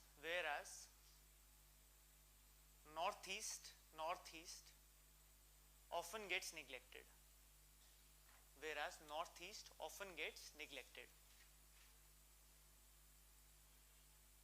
Right, so obviously in every other area like Northeast gets neglected, here also in CSR there is an inherent bias. Often these companies are giving money in areas or benefiting which may be the intention or may not be the intention, but ultimately North and South are doing much better when it comes to CSR activity than Northeast. There may be a hidden agenda also behind this. Say for example, there are not many corporates who are functioning in Northeast, right? So the whole idea of brand building, the whole idea of PR marketing through CSR will also benefit if you give CSR money, or if you contribute CSR or do CSR in areas which are in the ambit or vicinity of your work, okay, where you have set up your office or where you are selling your product or where you are based. So that may be one drawback, because in Northeast not such things are there. So that might be one reason, but ultimately this is one of the issue which has to be addressed. This is a challenge, because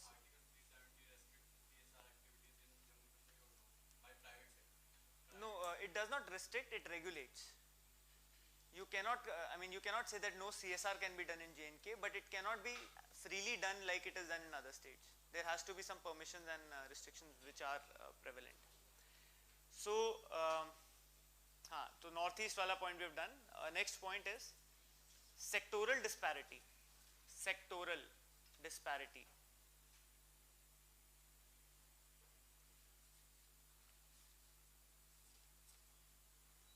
it is seen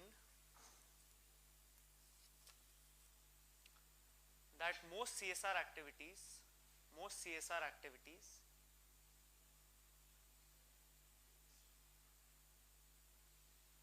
are undertaken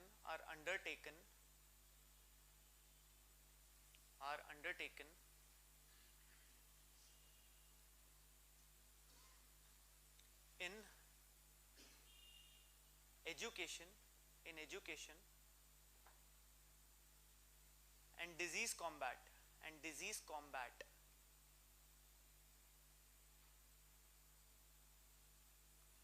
right. So most CSR is on education and disease combat, and often many sectors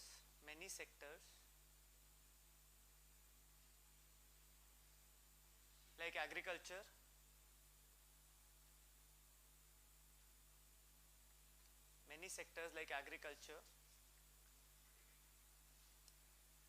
are not treated at parity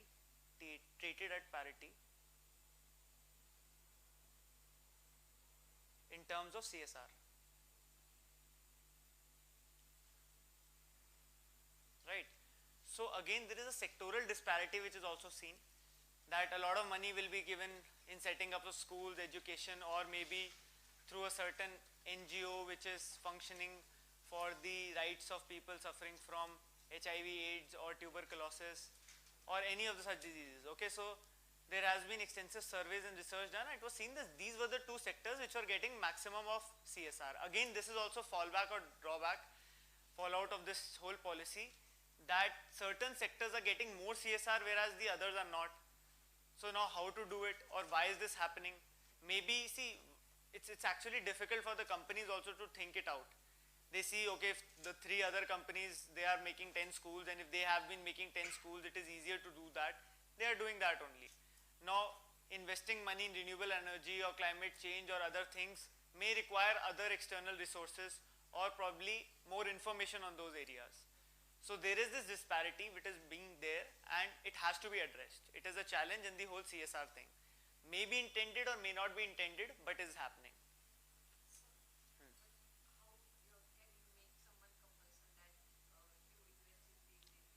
No, there is no compulsion, but this is, see, the whole idea was that everybody should benefit, right?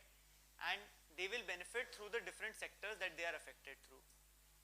Now, if the entire CSR money or most of the CSR money is only spent on education, there will be a difference that is created, right? There might not be a need of so many schools at one point of time. It will happen that unnecessary infrastructure is being created just because they only have idea on investing in schools and they have the resources to do so. And they are not venturing into other areas like self-help groups or some other way where they don't know how to exactly give money in CSR, or it is something a new territory for the corporate, right? So, I mean, it is a responsibility of the government and bureaucrats to channelize this fund or to make policies which actually helps the other sectors also.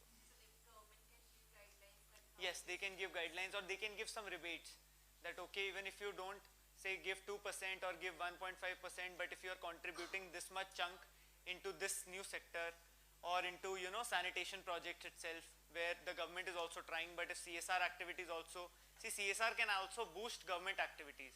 Government also has paucity of funds. If they are making, say, 10,000 toilets, but they give certain rebates and concessions to these PSUs or corporates and ask them also to help, they can also set up similar infrastructure which will aid the work of the government only. Okay. Next point is non-compliance. COMPLIANCE, compliance. What is compliance? Yes, compliance is following and non-compliance is not following. So a survey found that 52 of the country's largest 100 companies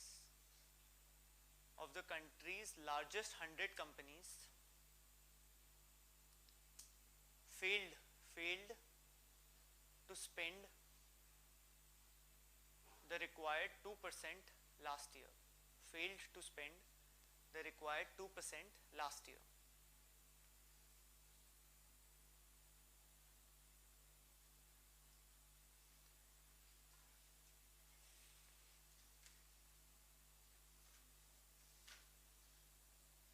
Okay, then the next point is politics.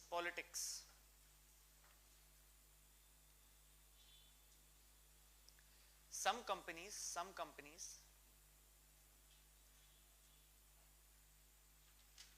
looking to gain goodwill, by backing government-led projects,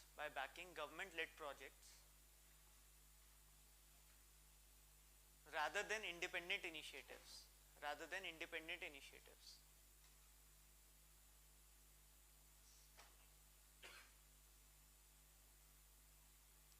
Right, so a lot of this CSR funding is also politically motivated. Some member of parliament who has now become a minister will ask the PSU to do CSR activity in his or her constituency, right? Because that is the voter base, that is the area from where they have come, they have won the votes, and that is their constituency or electoral vote bank, which they will need in the next elections. So they will ask them to do that, make a school in that area, do something. So that is politically driven. That is one area. Secondly, the government, the corporates to come into the goodwill or good books of the government, they might also ask or probably aid the existing infrastructure or projects or initiatives of the government. Okay, they know that the government wants to attain the targets of Swachh Bharat Abhiyan. They will ask them, okay sir, we will also give money to Swachh Bharat Abhiyan and all, so that tomorrow when they have certain issues with the government, they can be done on quid pro quo basis. So there is an element of politics involved almost everywhere, and so is this place. Can this be related to CSR with as the country government, they can take people? Very remotely, हाँ, but कर सकते हो connect. But मैंने आपको CSR दिया in past, so now you have to take one of my guys as joint secretaries. Somewhere is a far-fetched thought, but maybe, who knows? This is government of India and this is India. Anything can happen. Yeah.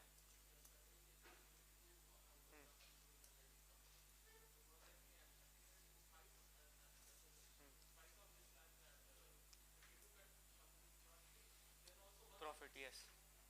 See, this fact that 52 companies have not paid doesn't mean they have not done any CSR activity. They might have done 1.8% but not touched 2%. Okay, most of the 52, out of this 52, at least 48 to 50 would be this only. One or two might have not completely complied and some action would have been taken by them. And some of them might have given some genuine or some good excuse on paper, because of which they were excused. Again, that 160 crores is a very small number, right? Even if almost all the corporates who fall above this thing start to invest say 1,000 or 5,000 more, this number will easily be achieved. So it's not that the people who defaulted did bad, it's that the ones who did not default just did a little better, slightly better, and this number was achieved. One last point you can write is the lack of NGOs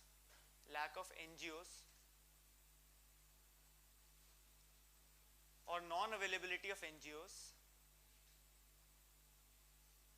in certain sectors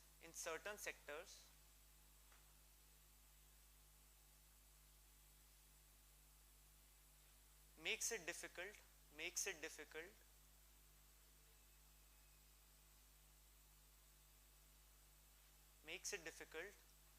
to successfully channelize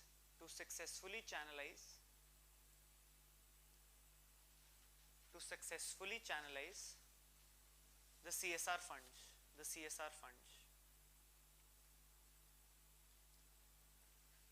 अब last में क्या लिखोगे? Way forward. Very good. हर चीज में way forward होना चाहिए. Something that you have suggested, maybe I have suggested you that and somebody else has suggested to me, but the examiner should feel that you have given some suggestion on your own. So way forward में लिखो. Any suggestion you feel that can be done into CSR or to improve the existing policy, which could be a step forward?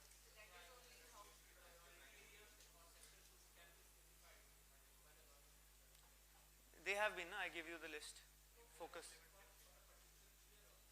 Okay, for a particular year, certain should be given. Yes, geographical areas can be identified where targets can be achieved. So amount can be specified for a specific area, like for environment there should be this much amount of CSR. You cannot tell the corporate to spend this much amount. No? They can make a target. The government can make a target, okay, that we have to take so much money from CSR, but then that might not be possible. So write 1 or 2 points. Create a CSR pool / fund for economies of scale.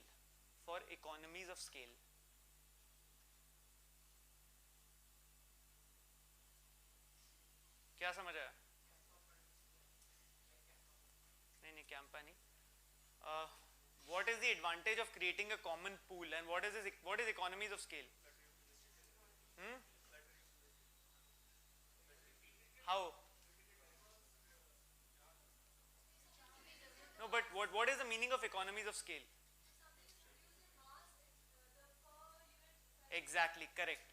If you do something in bulk, it is often more economical. The benefit is often more. So for example, there are 4 of you living in a house and you hire a cook to make food for you. All of you get groceries, all of you, get those things, whatever is required. But suppose tomorrow 10 people start living in that same house and order more grocery with the same servant and the same facilities, same gas, same everything, same electricity. You will find that per person cost reduces. You might have experienced that when you go to some restaurant and all, when they are huge people obviously, then somewhere the economies of scale work. Similarly, if I am producing say 100 plastic cups, right, and each plastic cup costs me 1 rupee and I am spending 100 rupees to make these 100 plastic cups. If tomorrow I do 10,000 plastic cups, right, then I will probably get discount on the plastic that I am procuring because I am doing it in bulk now. I maybe need to proportionally increase my labor, but then not as much as it was required. So for 100 people also I will be requiring the same machinery only. For 10,000 also I will be requiring the same machinery, maybe a little more manpower. So the cost will come down per unit. Maybe now it will come down to say 40 or 50 paisa, which was earlier 1 rupee, right? So if we create a CSR pool, now independently some companies making a school in some part, some other part. So 3 companies are making a school in 1 district only, whereas the nearby 3 districts are completely unaffected by CSR activities, right? So if there is a pool where the entire corporates or PSUs can contribute money in that pool itself, rather than independently taking up initiatives for CSR, and then this pool can be segregated, okay, that 20% of this will be used in education, 10% in sanitation, 15% in SHGs, 20% for welfare of women and children, and so on and forth, right? And money can be taken out from that pool, and maybe government or an independent agency can implement that work. Wouldn't that be a better way than people randomly doing work on their own, where we don't even know how much money they gave on paper? I may give 100 rupees to a charitable institution, or say any self-help group or any educational institution, and I ask them, okay, I am still giving you 100 rupees, आपको तो वैसे तो कोई कुछ भी नहीं दे रहा था, but you give me in writing that I have given you 500 rupees. That can very easily happen, right? And that paper will be shown to the government. The government will say, okay, they have successfully followed the guidelines and they have done their work. But if I take money from these corporates into this fund, okay, and make it an escrow account, money cannot be withdrawn without permission and only fixed money, whatever the conditions are there, and an independent authority is there to oversee the functioning of it, it would be better, probably, if no corruption and other scams come into existence. So this is one suggestion. Second is, invest in new areas. Invest in new areas like renewable energy,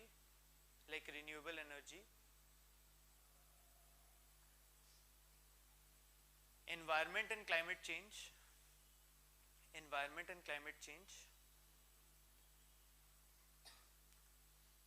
and also align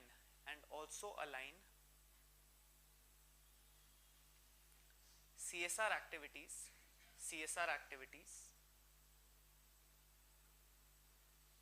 with India's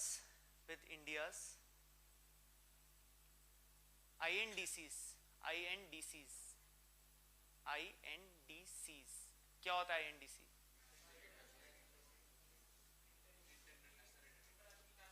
Yes, intended nationally determined contributions. Intended nationally determined contributions. क्या होते हैं ये INDCs?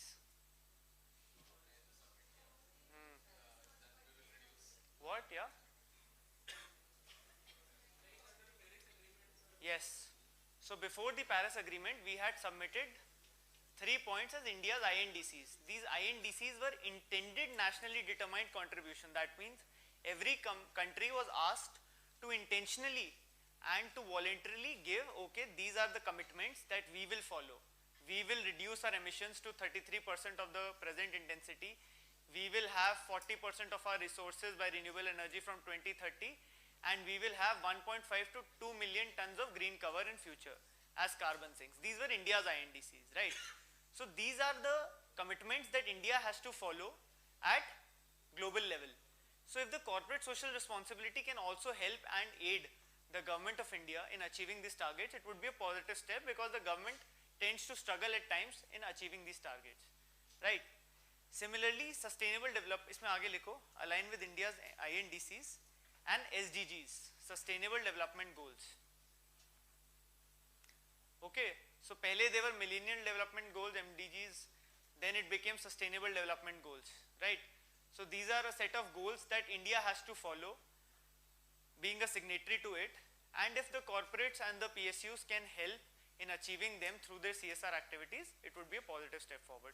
If you give 2 to 3 suggestions like these also in way forward, it is more than enough. Now write down one question, which we will do right now in class.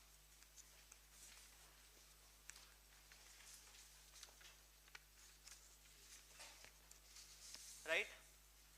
Corporate social responsibility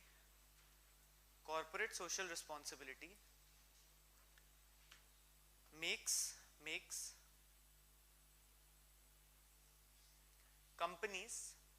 companies more profitable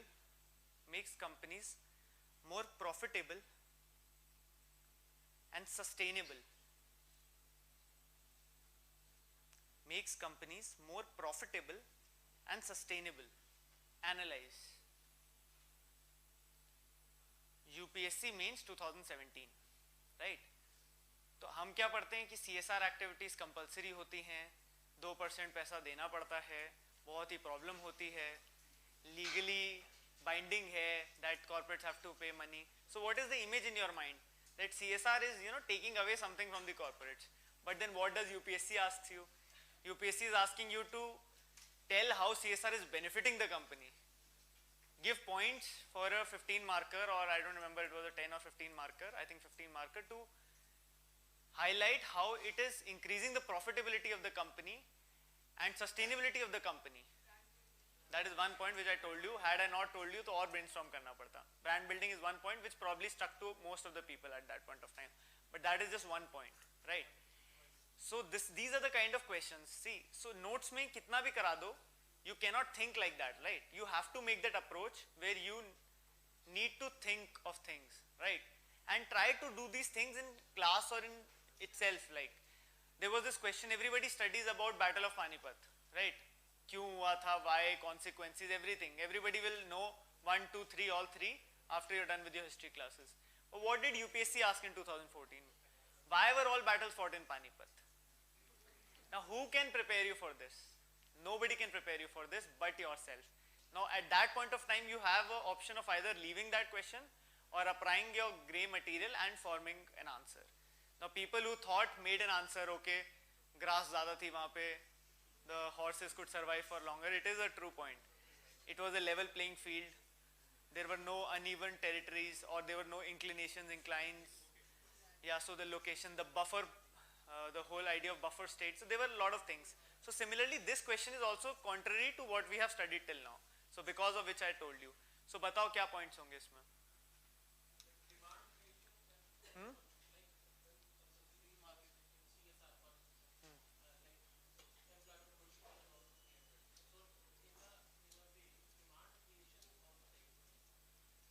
Okay, that is maybe indirect or little far-fetched, but yes, in CSR activity, employment generation. But see, employment generation is not the goal of CSR.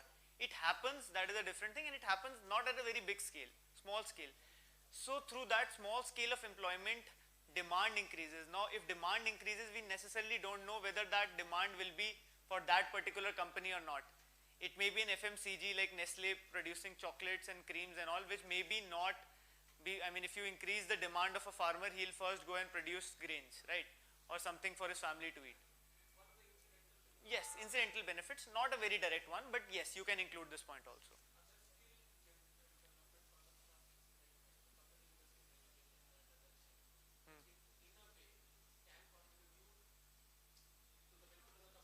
How?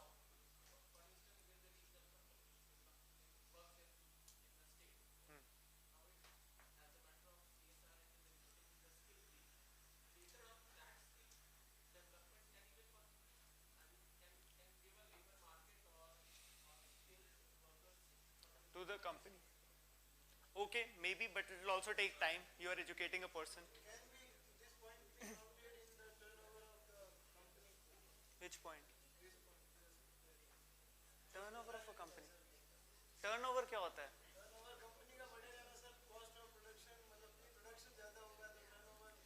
आपके turnover के basis पे तो आप CSR दे रहे हो, उसको थोड़ी उसमें काउंट करोगे. हाँ, वो हो गया ना, वो ब्रांड इमेजिंग, पॉपुलैरिटी जो बढ़ रही है, वो ब्रांडिंग उसमें कवर हो जाता है.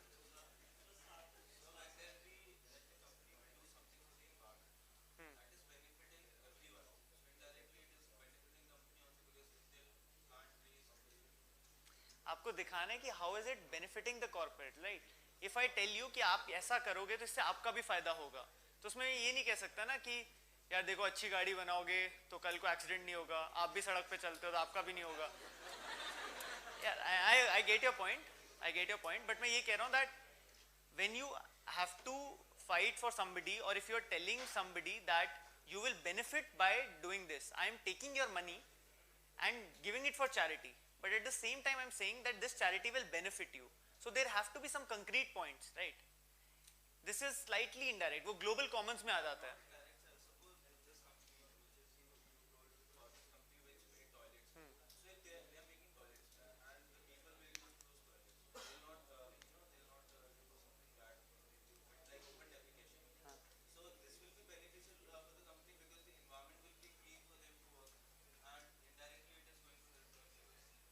Very, very indirect. I don't agree here.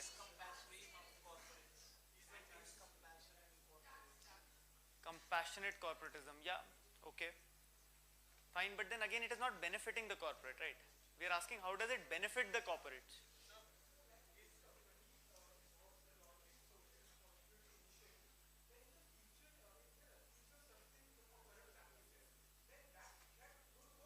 Ah, okay, so the goodwill that the company will enjoy, that is a good point. That will in future help the company. The goodwill that it enjoys among the people. There is a reason why people prefer Tatas and not Reliance. Everybody wants to work with Tatas but invest in Reliance. It said no, that you should always work for Tatas but invest your money in Reliance, because Reliance knows how to make money, but Tata knows how to take care of its employees and its customers. What? No, brand, it's actually related but it's different also. See, what happens is when Hindustan Zinc Limited makes toilets, they put their brand everywhere, right? So now everybody will see, they know that their brand building is done. I will probably cross that place. I may or may not be interested in Hindustan Zinc. I may not be buying zinc, but I know certain brand exists. I may spread it by word of mouth. Some people who are investing in such business, he may identify. So the basic PR thing will happen, right? They will get publicity through CSR. This is one thing. Goodwill is another thing. When you enjoy goodwill with your customers, they help you tomorrow. They are your stakeholders. They will invest in your products. They will invest in your shares because they know that this company is doing good work. They will help you in expansion projects tomorrow. We'll discuss these things in detail. Yeah? Yes, tax concessions are also there. That is also a good point. Tax concessions will also be there, which will benefit the corporates. I think you should write now.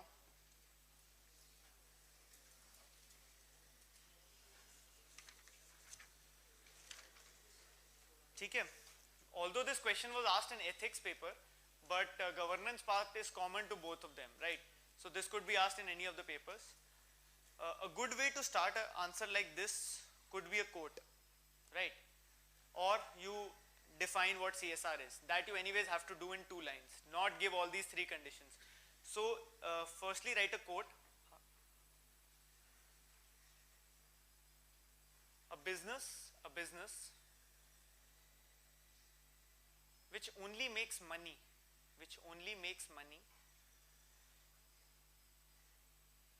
is a poor kind of business, within quotes. This was by Henry Ford. Okay, so this is a very apt quote for the introduction. Then you can define, as per CSR norms, a company is mandated to spend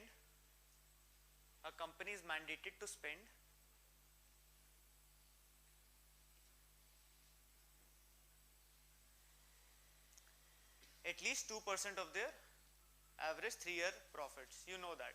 Usko likh lo.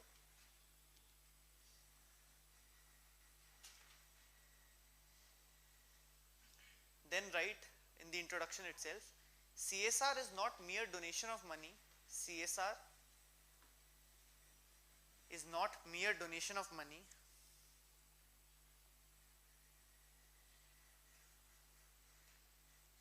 to charitable and non-profit entities,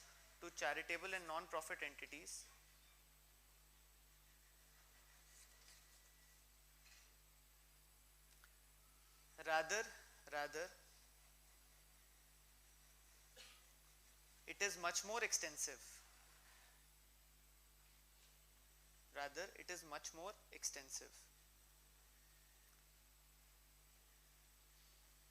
Most corporates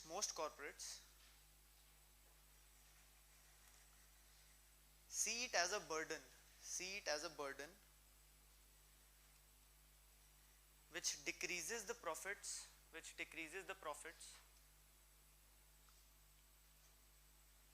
but if implemented in letter and spirit,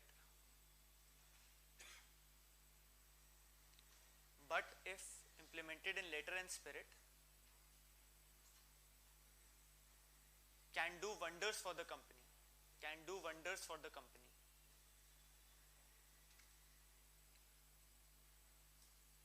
Now we come to the content part or the body. So first point is stakeholder approach.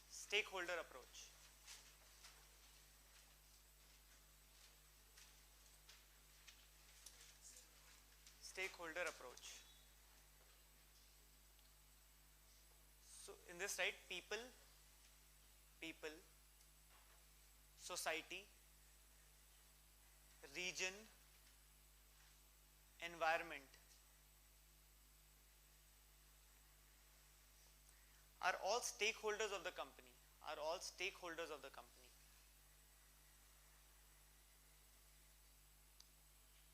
No company can be successful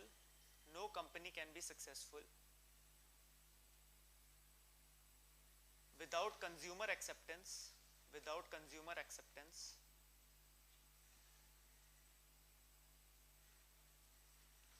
which comes from respecting the needs of the stakeholders.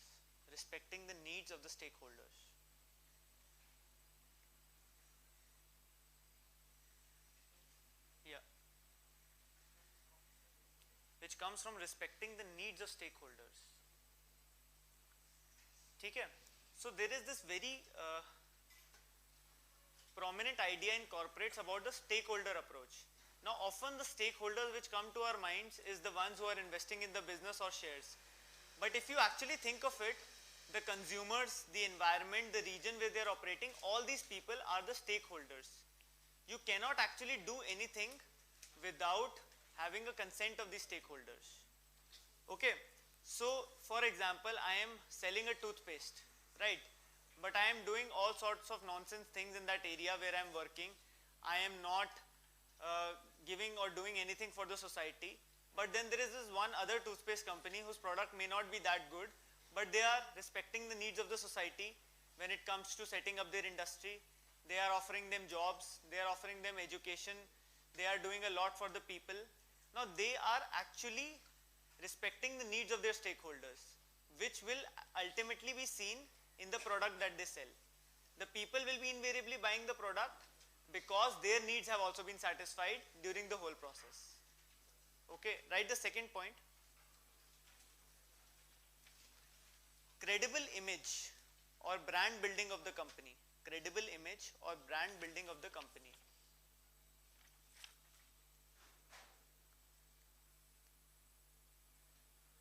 CSR work creates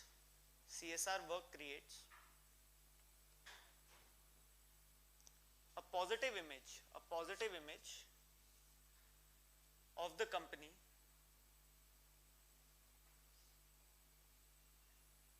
which in turn reflects in the sales of products and services, which in turn reflects in the sales of products and services. Okay, so this point we have already discussed, that the brand building which is done will ultimately benefit your product only, right? So if you are making 10 schools and you are making the name of the school as ABC school, or you are making an educational institution or a washroom for that matter, or any such CSR activity or infrastructure, with your name, indirect or direct branding takes place. And this branding can be negative also if these institutes don't function well, right? But if they do well and they are catering to the needs and they are helping the society, they will ultimately create a positive brand which will help these people. You already have understood this. Third point is goodwill in the community. Goodwill in the community.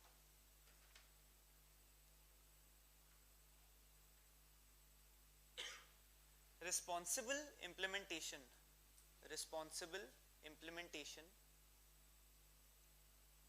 of CSR also helps a company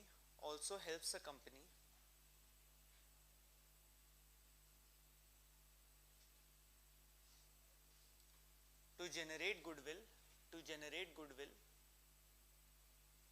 among the people, which further helps it to start new ventures and expansions.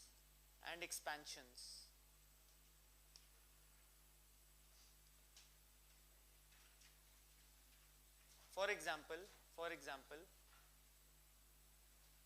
it will become easier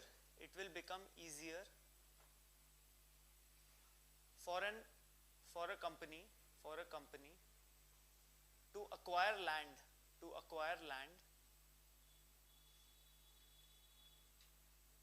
if the people have faith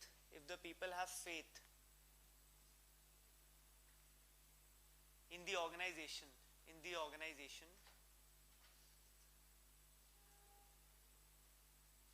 and its initiatives. Okay, so if the company is doing good work, it is spending a lot of money in CSR activities, what will happen is that a goodwill is generated among the members of the society. They know that XYZ company is always doing good work. If they are making a toothpaste today, they are doing well. Tomorrow if they make a soap, they will also do well.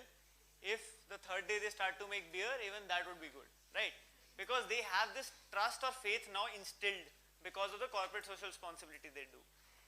Now, since these people are happy, if tomorrow they want to expand their business, they want to acquire land. Land acquisition is a very, very big problem for all these corporates. But land acquisition, the first step is environmental impact assessment or the consent of the people. Now if the people are with you, they are giving consent for your projects, you are good to go, right? So this is also a very prominent advantage of CSR. One last point you can write. Employee satisfaction. Employee satisfaction.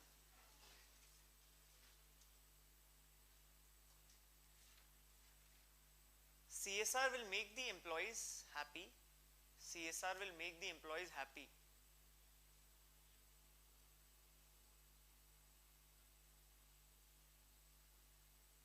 And make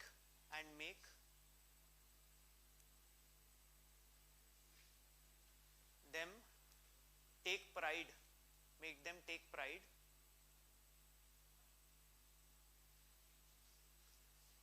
for the company, pride for the company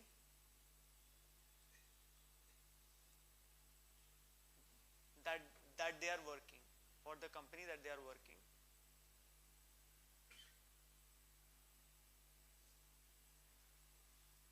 Also with the positive image,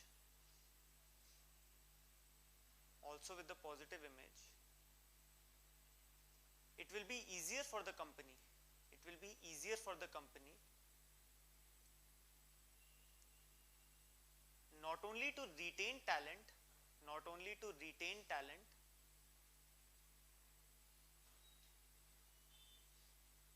but also to attract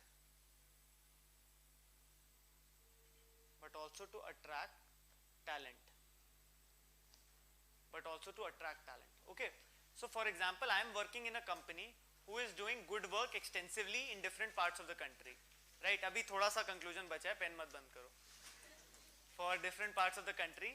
Now as an employee, I will be happy that if I meet somebody, they say, oh, your company is doing so good work, right? It gives a moral satisfaction, moral boost to the people who are working in that organization.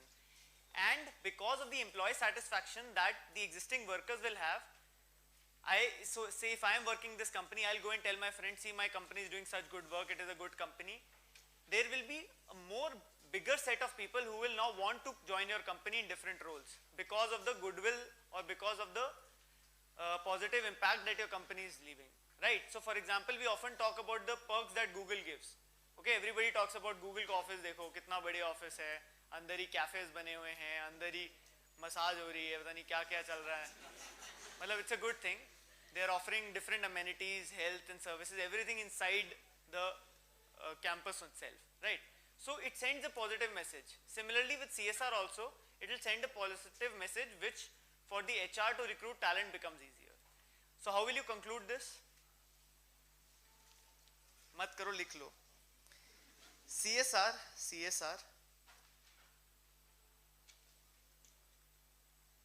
not only makes